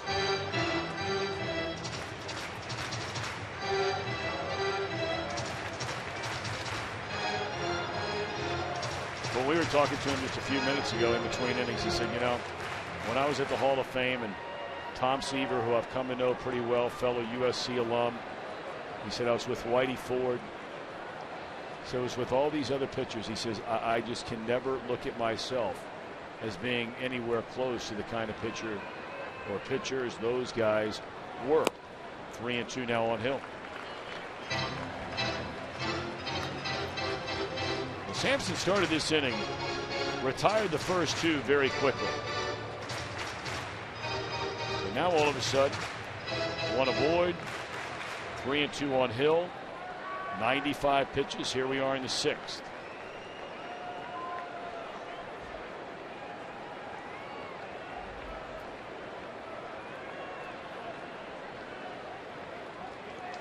Otto plays behind the runner, who will start on 3 balls, 2 strikes.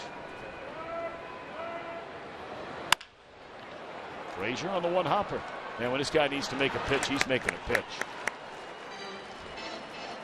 Kivas Sampson, 6 strong innings tonight in the desert.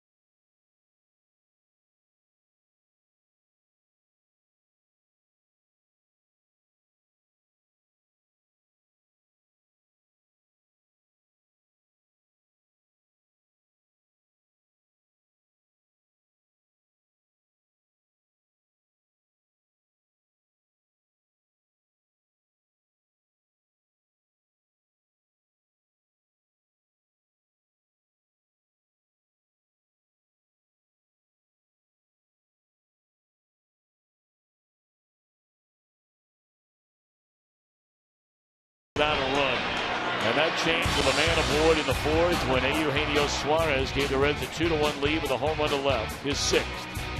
Brandon Phillips made it 3-1, solo home run with 2 outs in the 5th for Brandon, his 8th. The story tonight, much like Iglesias last night, Chris, a run allowed in the 1st inning. Nothing since. 4 hits, 1 run. I like that trend. I really like that trend. And there were a couple of times when it could have fallen apart for Kivas Sampson, but he would not allow that to happen.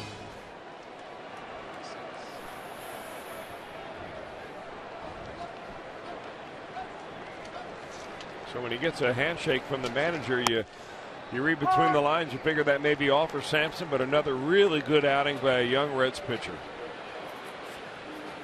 Addison Reed, who came over here with the expectation of being the closer for this team, and it just didn't work out. He didn't get the job done, and he comes in to face Eugenio Suarez here in the 7th inning. He's a workhorse pitcher, though. Each of the last 3 seasons, he's been in more than 62 games.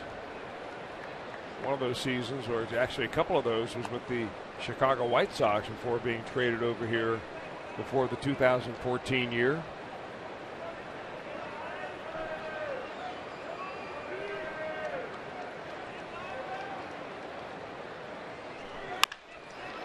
Suarez, a bouncing ball off the glove of Lamb down the 3rd base line. Suarez, a home run and now a double. 2 hits tonight.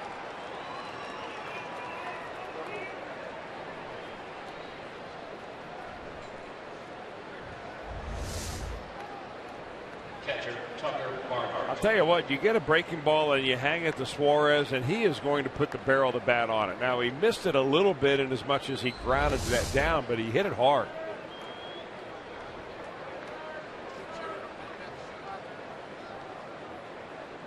Now it'll be Tucker Barnhart.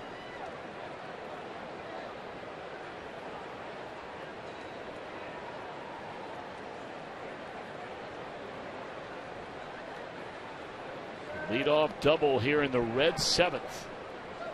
Skip Schumacher has moved into the on-deck circle meanwhile. That's the spot where Kiva Sampson has hit tonight. I'd like to send out a big happy birthday greeting tonight to Katsy Steele. I know she is watching the game tonight. Katsy, we hope you and all your buddies have had a great day. Most importantly, happy birthday to you. We love you, young lady. Having a big time of it today out in Brown County, out at Lake Lorelei, celebrating Katsy's birthday today. There's a base hit into right field by Barnhart, and they're going to hold Suarez at third as Enciarte got to that ball quickly.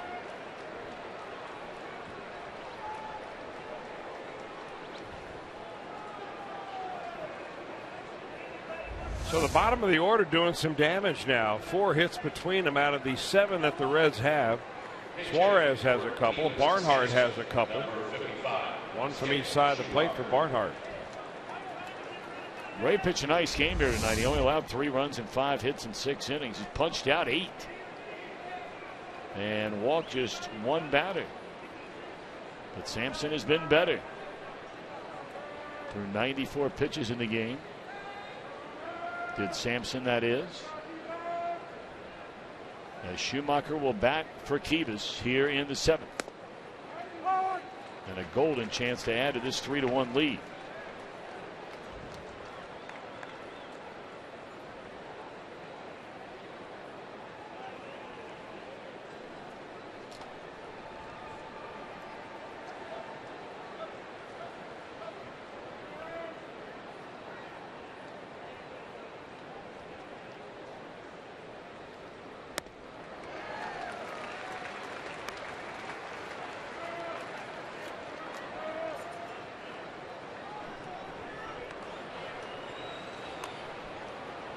Jumbo Diaz set to come on in the bottom of the 7th.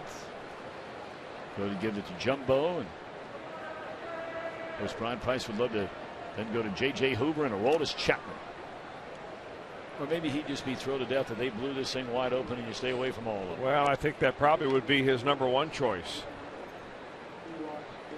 He's been managing on the wrong side of the scoreboard for quite a while. Frustrating to watch all those zeros being put on the board.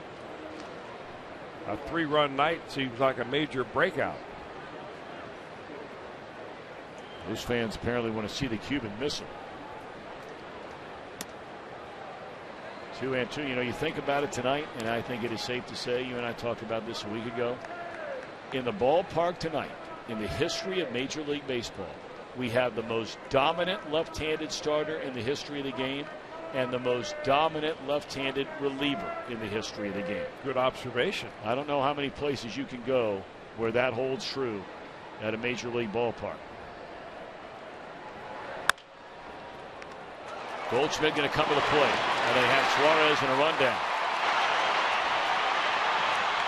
Makes you wonder why you're going on contact there. That's a routine one-hopper to the first baseman. Well, it appeared the way the Diamondbacks were playing the middle infielders that they might opt for a double play if they get a ball that way, or have a double play ball. Let's see what Suarez does as this ball is hit. Yeah, he is going on contact right there. Maybe he thought the ball was going to either be unplayable by the first baseman or somehow they go for a double play right there. Well, that's a nice play, but I mean, you know, he didn't have to do a whole lot to get to that ball.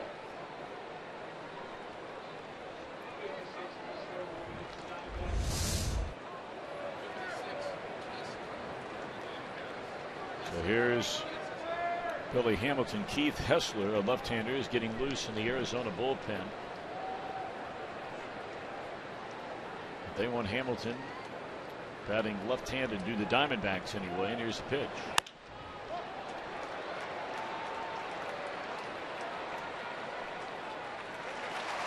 2 away in the inning.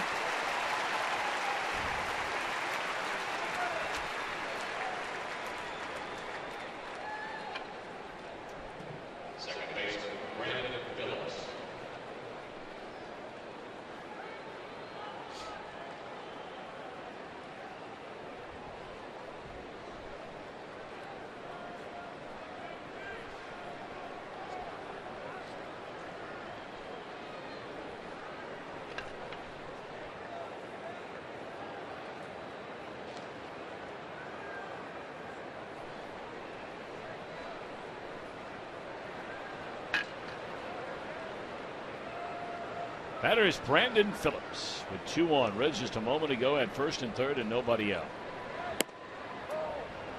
And now they have first and second with 2 outs and still leading 3-1. Brandon a single to left center, a walk and a home run. What a night tonight for Brandon Phillips. I have no doubt. Well, I'm not going to say I have no doubt, because if the Reds can find a way to hang on to this game and get Mr. Sampson his first major league win, that would probably be the interview of choice for one Jim Day following the ball game. But if maybe Kivas can't do that right after a game, maybe he has to go and get some ice on his arm, something to that extent, next in line would be number 4.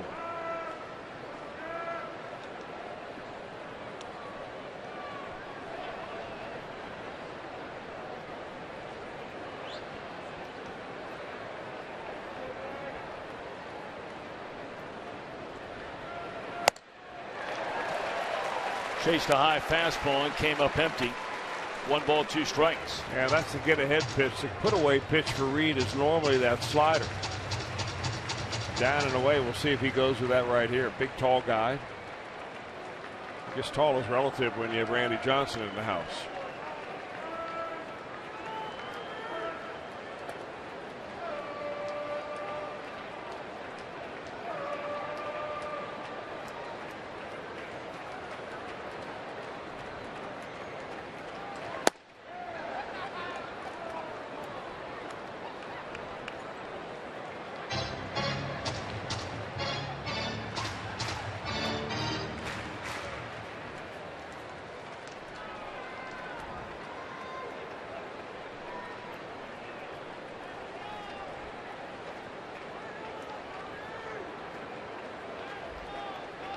Reed taking a lot of time. OK's assigned now with his catcher Castillo. 2 on, 2 out, 2 balls, 2 strikes, 2-run lead for the Reds, and this will do it. Boy, first and third to start the inning with nobody out on a double and a single, and you come up empty. Middle of the 7th, Reds still lead 3-1.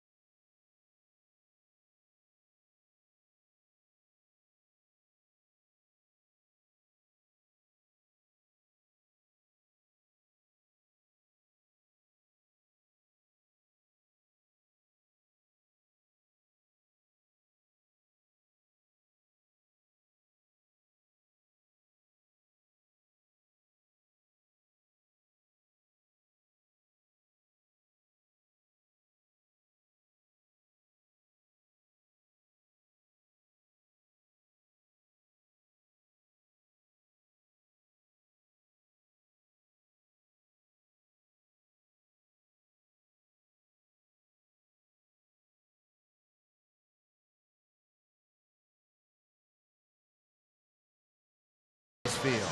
I'm Jim Day. You know, over Randy Johnson's career, he was a little bit standoffish with the media, but nowadays you can actually find him in a camera well like this because he's taken his passion of still photography and made it more than a hobby. It's become a profession. There you see him with an NFL vest on right there. Majored in photojournalism at USC, and he follows motorsports, concerts, people, and places. He's been on Nat Geo adventures, 7 USO tours. He's had pictures that have been printed in Rolling Stone, Stars and Stripes, Spin Magazine, and more. And he is a rock and roll kind of guy. Actually has a pretty good friendship with the lead singer of Rush and their bass player Geddy Lee, and he follows them around and has taken many, many pictures. Also been on tours with Springsteen, Metallica, Kiss, Ozzy Osbourne, U2, and more. So Randy Johnson started as a hobby and now a profession. And he's got a little built-in advantage here because these photographers are always itching for space. Well, he's got a built-in 6-foot 10-inch tripod that he can shoot from. So he just shoots right over people. You're right about that. That's a great point there, Jim Day. Yeah, he that drum set they gave him before the game, before they retired his jersey, that thing is unbelievable. And they said it's from the band Rush, right? And gold-plated. Yeah.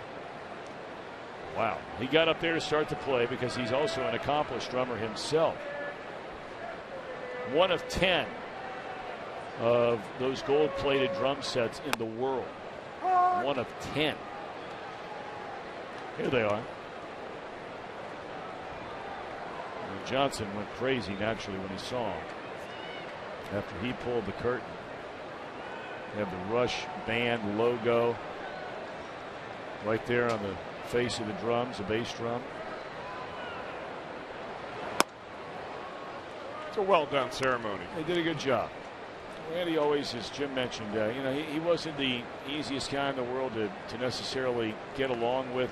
Not that he went out of his way to be a nasty guy. He just didn't go, out of his way to really spend a lot of time with members of the media or that kind of thing. There's a swing and a miss. He was never looking for pub.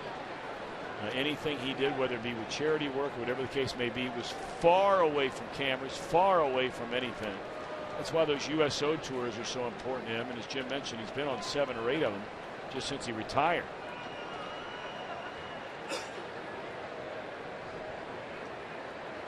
Two and two the count as Diaz takes over for Sampson. Reds leading 3-1. Earlier, Tom, you brought up, and anytime you talk about Randy Johnson, you almost have to talk about Nolan Ryan hand in hand, strikeout leaders. But it was interesting that Nolan Ryan had a lot to do with the success of Randy Johnson from a pitching standpoint, mechanic standpoint. He was a young man that he and Nolan Ryan got together quite a bit along with Tom House and tried to help Randy figure out his mechanics, which can go awry a lot easier when you're 6'10" than when you're much shorter. I'll back up Bruce a couple of paces, not much. Ahmed retired to begin the inning. I remember Randy Johnson. In my last year, I was trying to make the ball club with the Montreal Expos in 1985, and they invited this young man, big, tall left-hander, into camp and to throw batting practice. Called him up out of the minor leagues with an invite. It was Randy Johnson, and he was throwing the ball so hard and so wild that there was not one major league player that wanted to get in the batter's box. I remember Warren Cromartie took one pitch and it went over his head, and he said, "That's it, I'm not getting in there." And everybody else stood around the cage and watched, and they said, "You're going to have to call up some kids out in the minor leagues because none of us are getting in there. You better get some other guys who are going to be guinea pigs against Randy." I don't blame him. I don't blame him either, not one bit.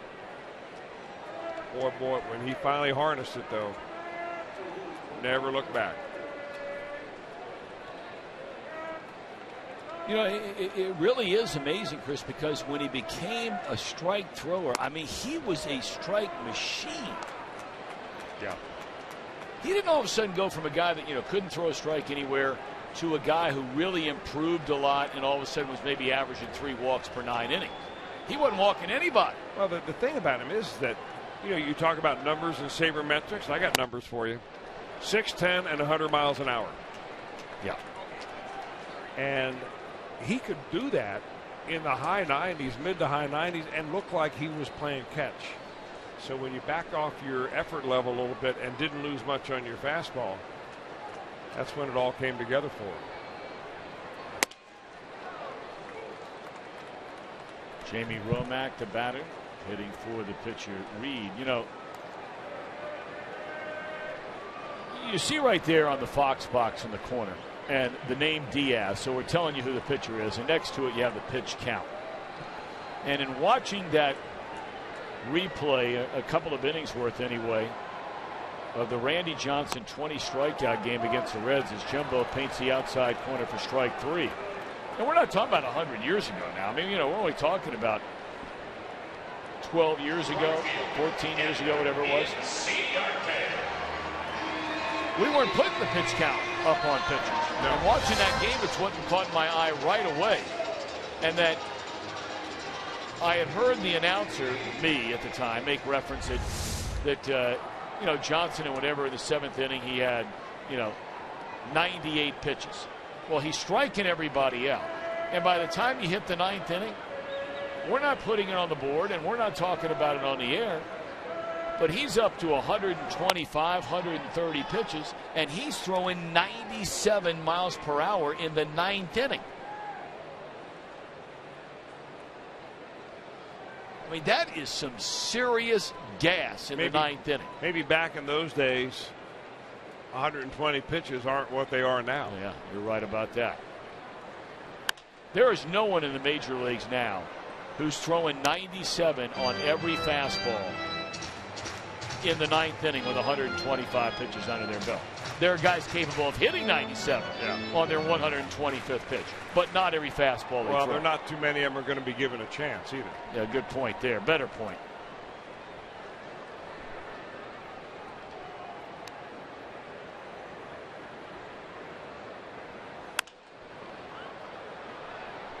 Jumbo's firing it up there. That last one, 100 miles an hour. How about that? We wondered, well, where were we? At home. At home, yeah. Well, he kept hitting 99, whether he'd want to hit 100.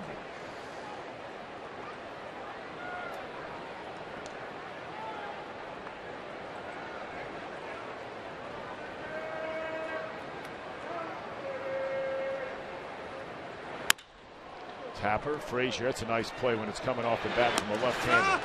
And throws out Inciarte. Good 7th inning for Jumbo. They're gone in order. We're off to the 8th. Reds have a 3-1 lead.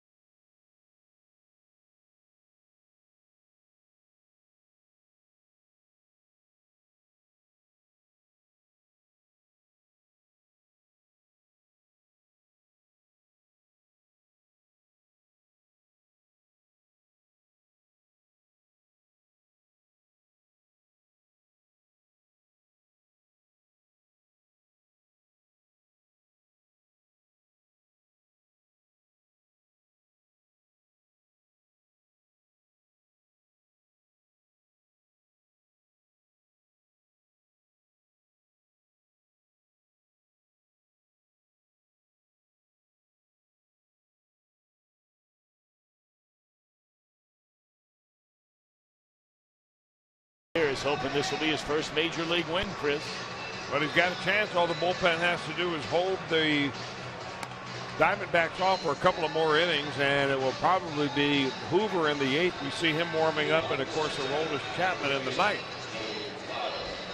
So congratulatory handshakes from Brian Price. Good job by Sampson, to say the least. That's really good back-to-back starts now for Kivas Sampson, who, when he made his first start, there was no guarantee that it was going to be ongoing. I mean, you've got to pitch well enough to stay in the rotation. So you pitch like he is tonight, you probably get another one.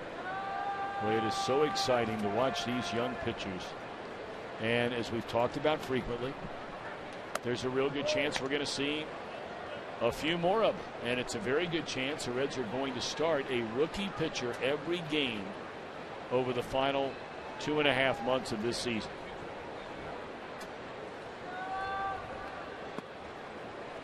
You know, they have to keep an eye on the number of innings that Iglesias is pitching. They have to keep an eye on the number of innings that Michael Lorenzen is pitching. Certainly to a lesser extent as DeSclafani pitched a full year last year. But it was by and large a full year of minor league baseball. Got a handful of starts. There's a drive into left field, hit pretty well by Votto, and a nice catch made out there by Peralta.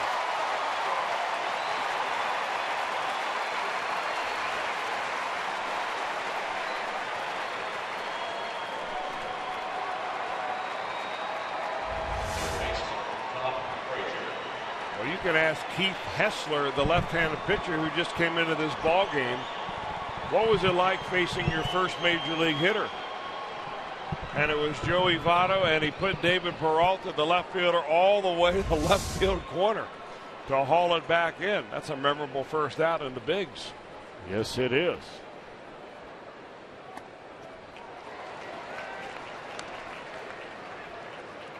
There you see his numbers this season. I mean, that's about as good as it gets. 62 strikeouts against 11 walks. That's real good. And he's throwing that fastball from the left side at 94 miles per hour.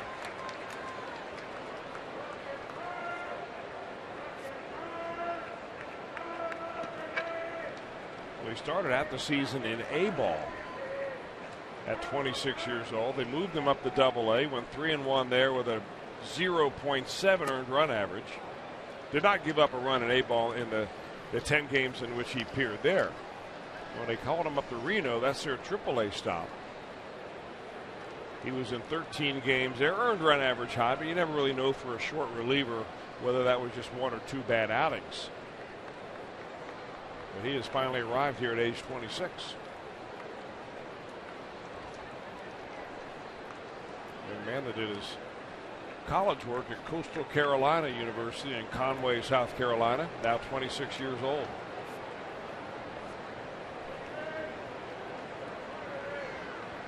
Grew up just outside of Washington, D.C. in Springbrook, Maryland. You know, last year was the first year, Chris, when he pitched exclusively out of the bullpen. He was always a starter. Well, actually, I beg your pardon. Started as a reliever, then became a starter, and then moved back into the bullpen. You just never know. You know, I loved your point about your old college teammate who like Randy Choate in the Cardinals series that we just saw, Tony Fawcett. The guy who would have ever thought he'd pitch in the major leagues as long as he did, but man, he dropped down a little bit. All of a sudden starts coming from the side. A little bit of this, a little bit of that. Had good mound presence. He pitched 10 years in the minor leagues before he got a sniff of the big leagues. And he's just one of the many really good pitching coaches the Reds have up and down their organization. We talk about him a lot, all of them.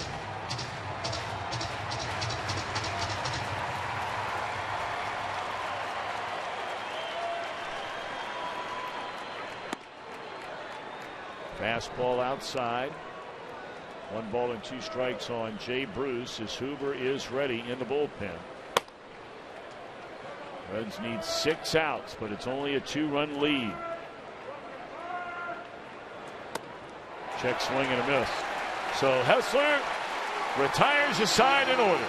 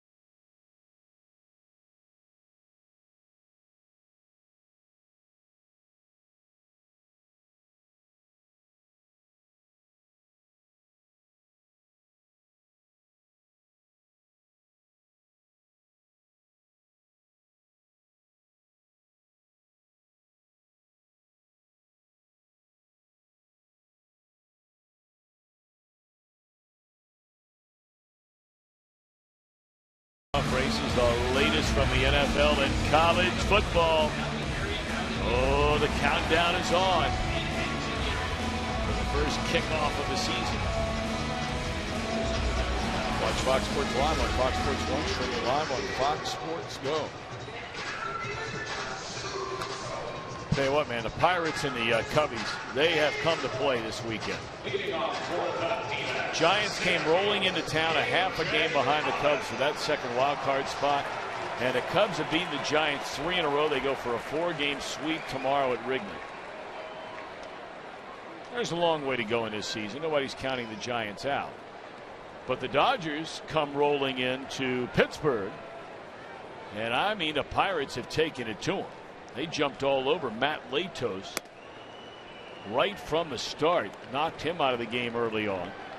And the other big series this weekend has been over in the American League, where the Toronto Blue Jays have beaten the New York Yankees in back-to-back games, shut them out 6-0. The final today. Yankees they were playing very good baseball. Now all of a sudden that Toronto team, they made a number of trades. Well, that would be David Price today doing the shutting out. That was the big deal they made, was getting David Price. By the way, the Giants, when they play the Cubs tomorrow, will be facing Jake Arrieta on a getaway day. Jake Peavy takes the mound for the Giants. That's not good. And Mike Leake, who had never spent a single day on the disabled list during his entire career with the Reds, just placed on the disabled list for the Giants. His first start as a Giant, he went out to the mound in the 6th inning, went running out of the dugout, as we've seen him do about 180 times, and tweaked his hamstring. That's hard to believe, isn't it? Yeah, no offense, but when you told me that originally, I had to check myself. Yeah, I mean, because this guy, this is hard to believe. And J.J. walks the first batter of the inning. Now, the last time we saw Hoover, he gave up a lead as great as he's been this year, and he's had a really good year. But the last time we saw him, he had a 1-run lead in the 8th inning and allowed the game-tying home run to Matt Carpenter and the Cardinals. Yeah, bases on balls have not been a problem really for Hoover this year. Here and there, yes, but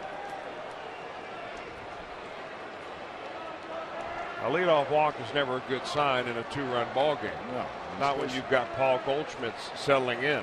And the next guy. As you pointed out earlier, this next guy is a threat. Well, I think he's enough of a threat that you have to pitch to Goldschmidt. It's a pep talk right here by Tucker Barnhart, and I love that. You know, JJ's a guy that sometimes needs a little boost. And we've seen Brian Pena go out there many times. We've seen Tucker.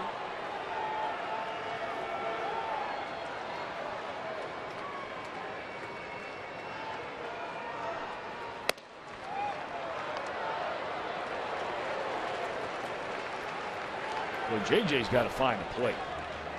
I wonder if that was a prearranged play right there where they actually wanted to throw kind of a modified pitch out and then really try to pick A.J. Pollock off first base. I wouldn't see why after you walk the leadoff hitter you want to dig yourself into a 2-0 count.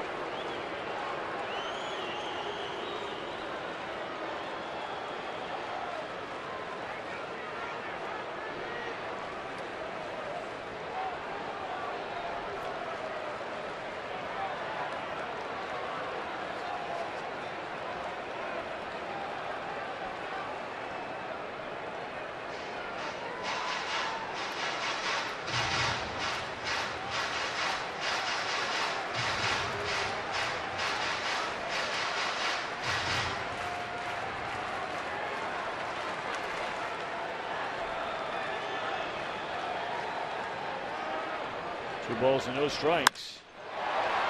Fly ball to right center field, be handled by Bruce. And that's out number one. That's a big out here in this 8th inning.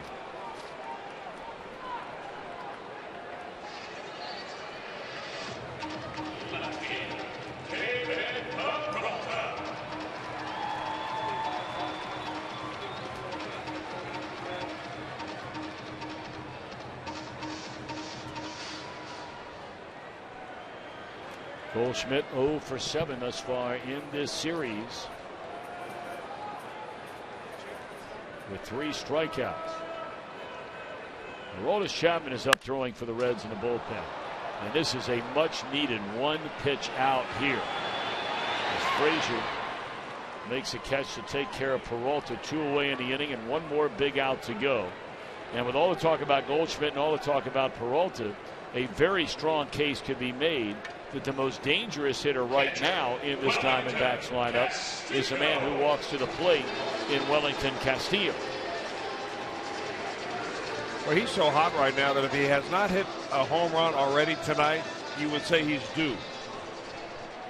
He did hit a line drive in the 6th inning to right into the glove of Todd Frazier, who's now hugging that third baseline to prevent a double.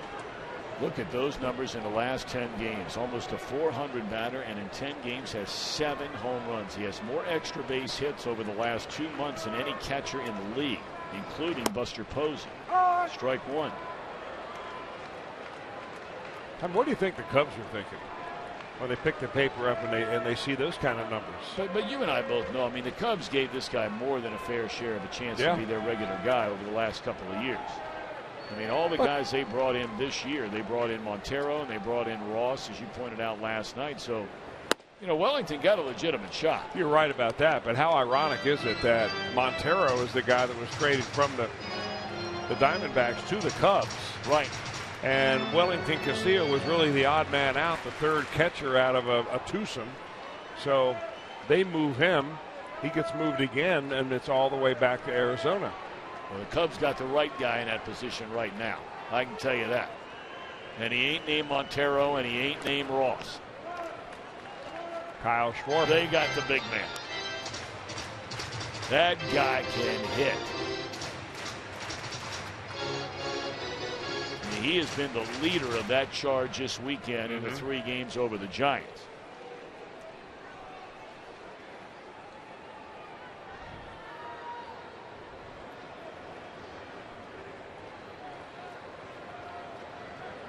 One-two pitch. And J.J. able to cover very nicely after a leadoff walk. He retires Goldschmidt, Peralta, and Castillo thereafter, which sends us to the 9th inning. And the Reds with a 3-1 lead.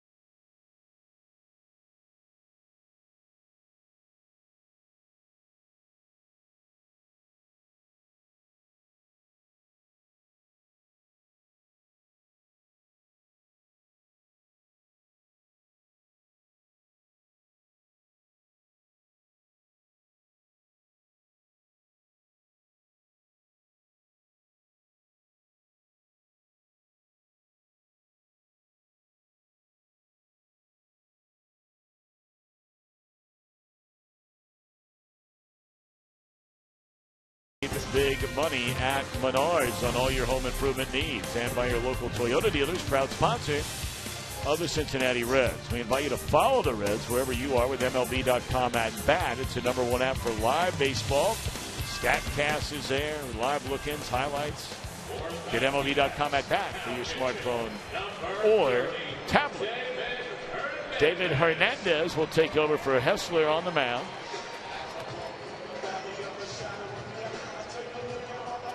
We are in the top of the 9th inning, and the Reds are 3 outs away from tying this series at a game apiece.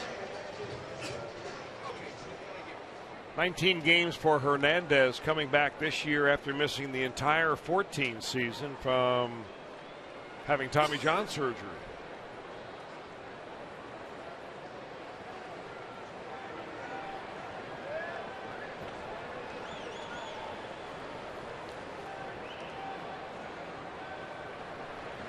This guy has always had a pretty live arm.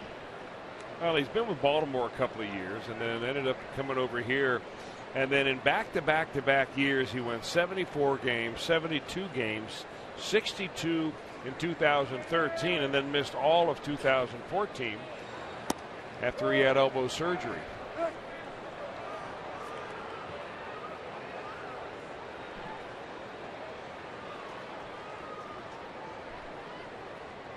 Crowd of nearly 41,000 here tonight as the Diamondbacks officially retired the second uniform number in their young franchise's history. Of course, 42, Jackie Robinson, is retired officially by every single franchise.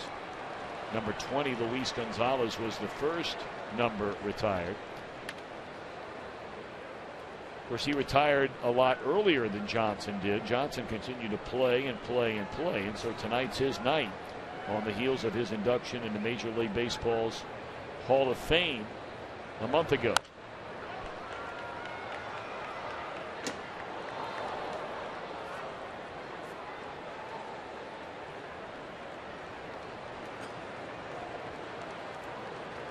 You know, we think about,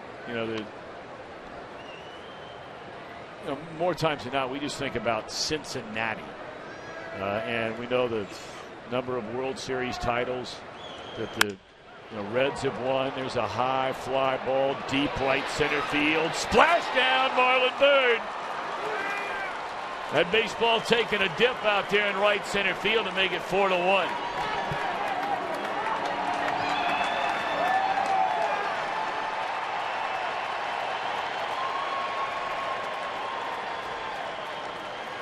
Well, the bottom of this order has done all the damage. 6 of the 8 hits that have been accumulated by the Reds tonight have come from 6, 7, and 8. And that hanging breaking ball is not coming back anytime soon.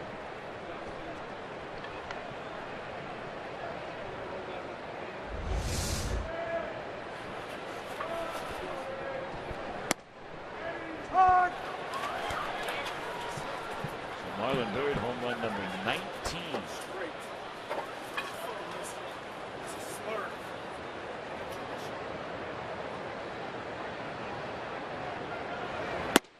We were trying to talk about, mention there about, we tend to think, like a lot of places do, only about our little corner of the world, and the World Championships, a number of them the Reds have won, and University of Cincinnati basketball team has won national championships, and but now you start encompassing the state of Ohio.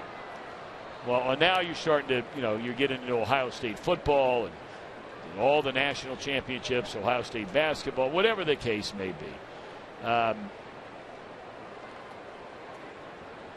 Here in Arizona, for the whole state,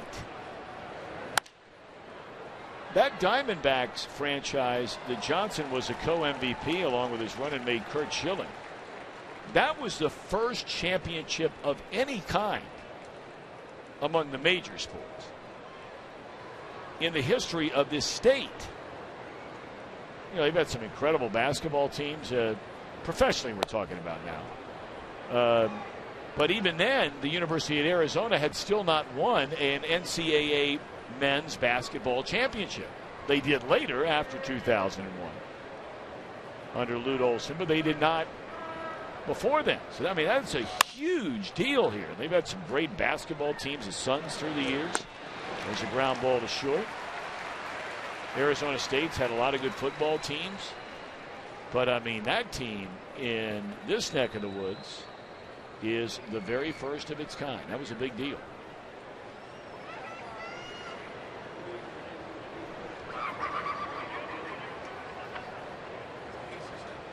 Well, they're in rebuilding mode right now, and part of that rebuilding, of course, is bringing in essentially an entirely new front office, headed up by Tony La Russa and Dave Stewart. A lot of rookies in their everyday lineup. They've got some young pitching.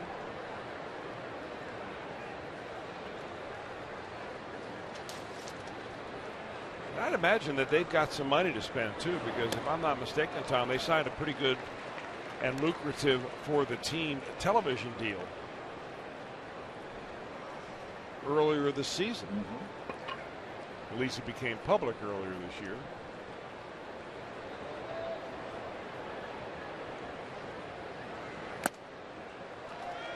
But, I mean, if you're not good around here, and this is true in a lot of places, but if you're not good around here by the time football starts, and especially with their NFL franchise, which has never won a Super Bowl, but you know, they've got a lot of reason for optimism. They're coming off a couple of really, really good years. Got to the playoffs last year. They have the former Bengal Carson Palmer as their quarterback, gone slinging at his Barnhart. But we were talking to some of those that follow the team, and they said ever since training camp started, you would never know the Diamondbacks are even playing around here, except for a night like tonight where they're honoring Randy Johnson. Now, we know a little bit about football back in the Buckeye State, and training camp has started for the Bengals, and UC has started its football, and Ohio State, and so on and so forth. But there's still a lot of following for Reds baseball, day in and day out. Well, is that because it's more of a newcomer population here? Yes. Yes. You made that point when we were down in Miami, talking about maybe some of the reasons why the Marlins have to have, you know, some following. Well, I think it's even so worse many of the in people Miami here, than here. So many of the people here weren't raised here, born here and raised here. So they come from somewhere else and they have affiliation or some favorite fan or team back where the rest of their family is. Sure. There's a fly ball by Ivan De Jesus Jr. into right. So now it'll be a 3-run lead that the Cuban Missile will try and close up after the home run by Marlon Byrd makes it a 4-1 Reds lead.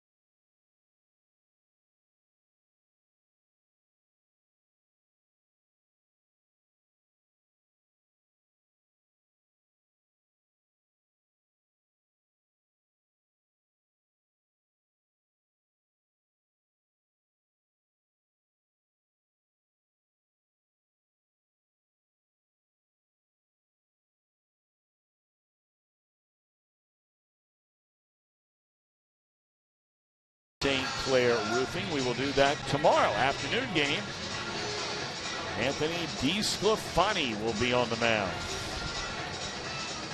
And right now, he's probably pitching the best baseball of any time during this season in what has been an excellent rookie year. His last few games, both against the Cardinals, 13 innings, 2 runs.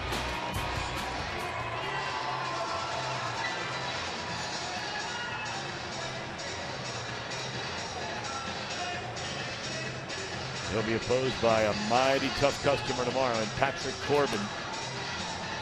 It's a pretty. Aroldis takes over on the mound. It's a pretty nice combination to watch, though, isn't it? We've mentioned it so many times. The Reds have an all-rookie rotation, and you see a nice young rookie pitcher like we did Iglesias last night. But what you really like better is that you see a young pitcher like Sampson tonight leave with a lead, and then watch Chapman come in and see what he can do. And it is ironic and appropriate at the same time that with Randy Johnson in the house, Aroldis Chapman enters the game. Chapman trying to nail it down. And by the way, I wanted to clarify one thing I had said. When I said about the Diamondbacks winning the championship out here, it was the first professional franchise that had won it. Arizona actually won the NCAA men's basketball championship, and many back in our neck of the woods remember it in '97 because they beat the University of Kentucky.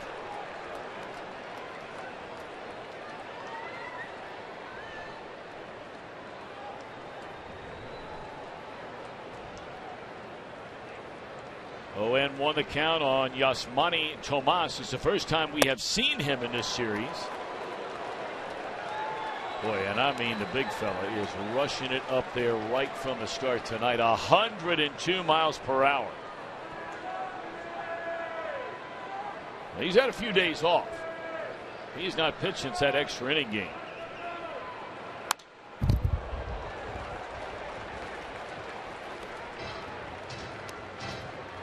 Well, he's consistently at 102. You think he's going up from there? You know what? He's got a legitimate shot tonight to go beyond that. If normally you pointed out all the time. Normally his first couple, he'll come in there. He's 98, 99. Before you know it, he's 103. Changeup at 90. Yeah. Unhittable. The most unhittable pitch in baseball right here. And that's just not an opinion. That's a fact based on the number of pitches that he throws as changeups and the number of those changeups that are actually put into play. Last year, I think, if I remember the numbers correctly, it's something like he threw 64 changeups last year and 1 was put in play. Wow. That's unbelievable. That's unbelievable.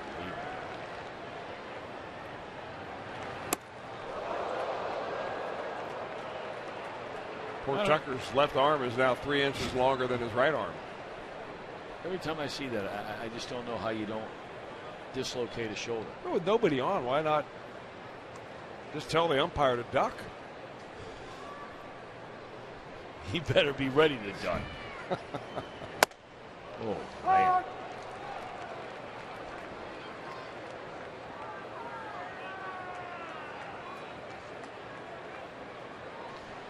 Aroldis Chapman,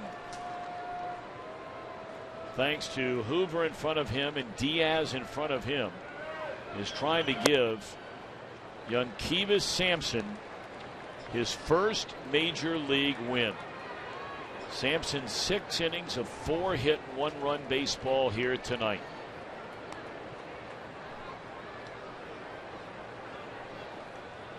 Chris, there aren't many people that are born into this world that know that feeling. You happen to be one of them. There's a liner, base hit by Aaron Hill.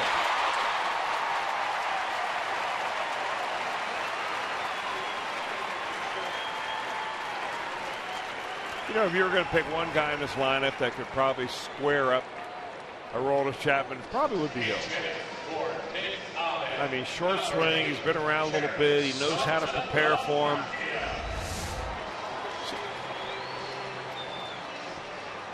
He holds his bat kind of flat, and it is already on the right plane to hit a pitch that is up a little bit in the zone, and that pitch was up a little bit in the zone. Jared Saltalamacchia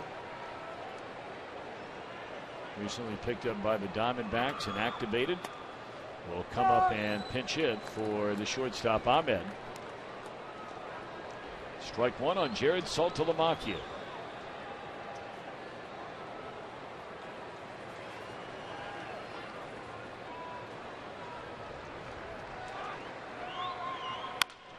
Pulled foul, and now rolled us ahead at 0-2.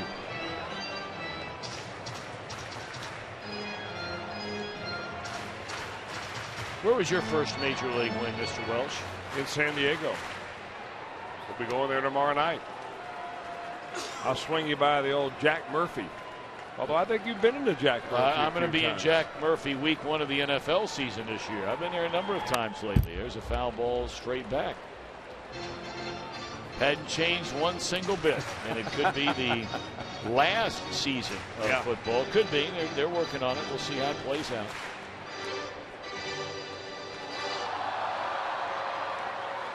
Still cool to go back there. Brings back a lot of great memories of baseball games at Jack Murphy Stadium. That one gets through Barnhart, allowing Hill to advance on to second base. Now, the extra run by Marlon Byrd, his home run, made it a 3-run game. So that guy at second means virtually nothing. That'll be scored a wild pitch. Chapman trying to get his 24th save and what would be his 25 save chances. 1 ball and 2 strikes.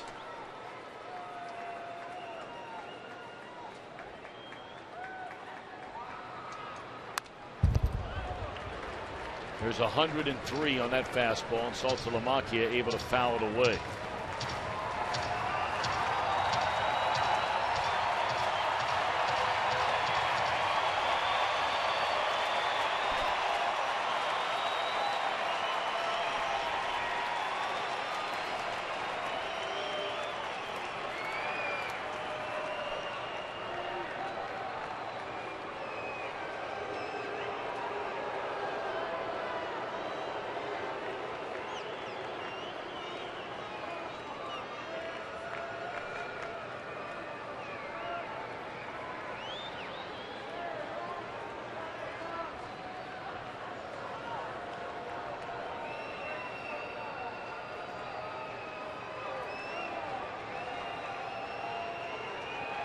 One-two pitch coming to Saltalamacchia.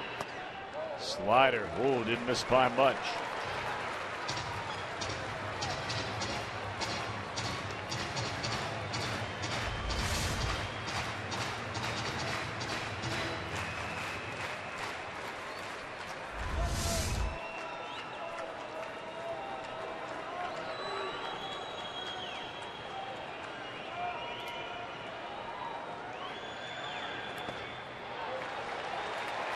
Pretty good at bat right here by Saltalamacchia. Yeah, that's a pitch we've seen a lot of hitters swing at. I mean, after you see 103 and you got to get that bat going so soon, a lot of times you're just swinging at whatever's coming up there.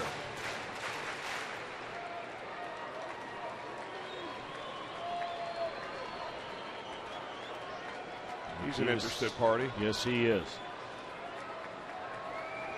3-2 on Saltalamacchia, and just blew him away on a fastball at 101 miles per hour. Second strikeout for Chapman.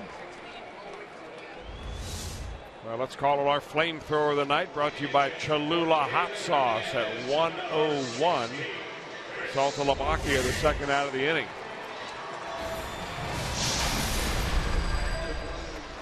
Chris Owings will now bat for the pitcher. Hernandez, who allowed a run on the home run by Bird in the ninth. An out away from evening this series at a game apiece.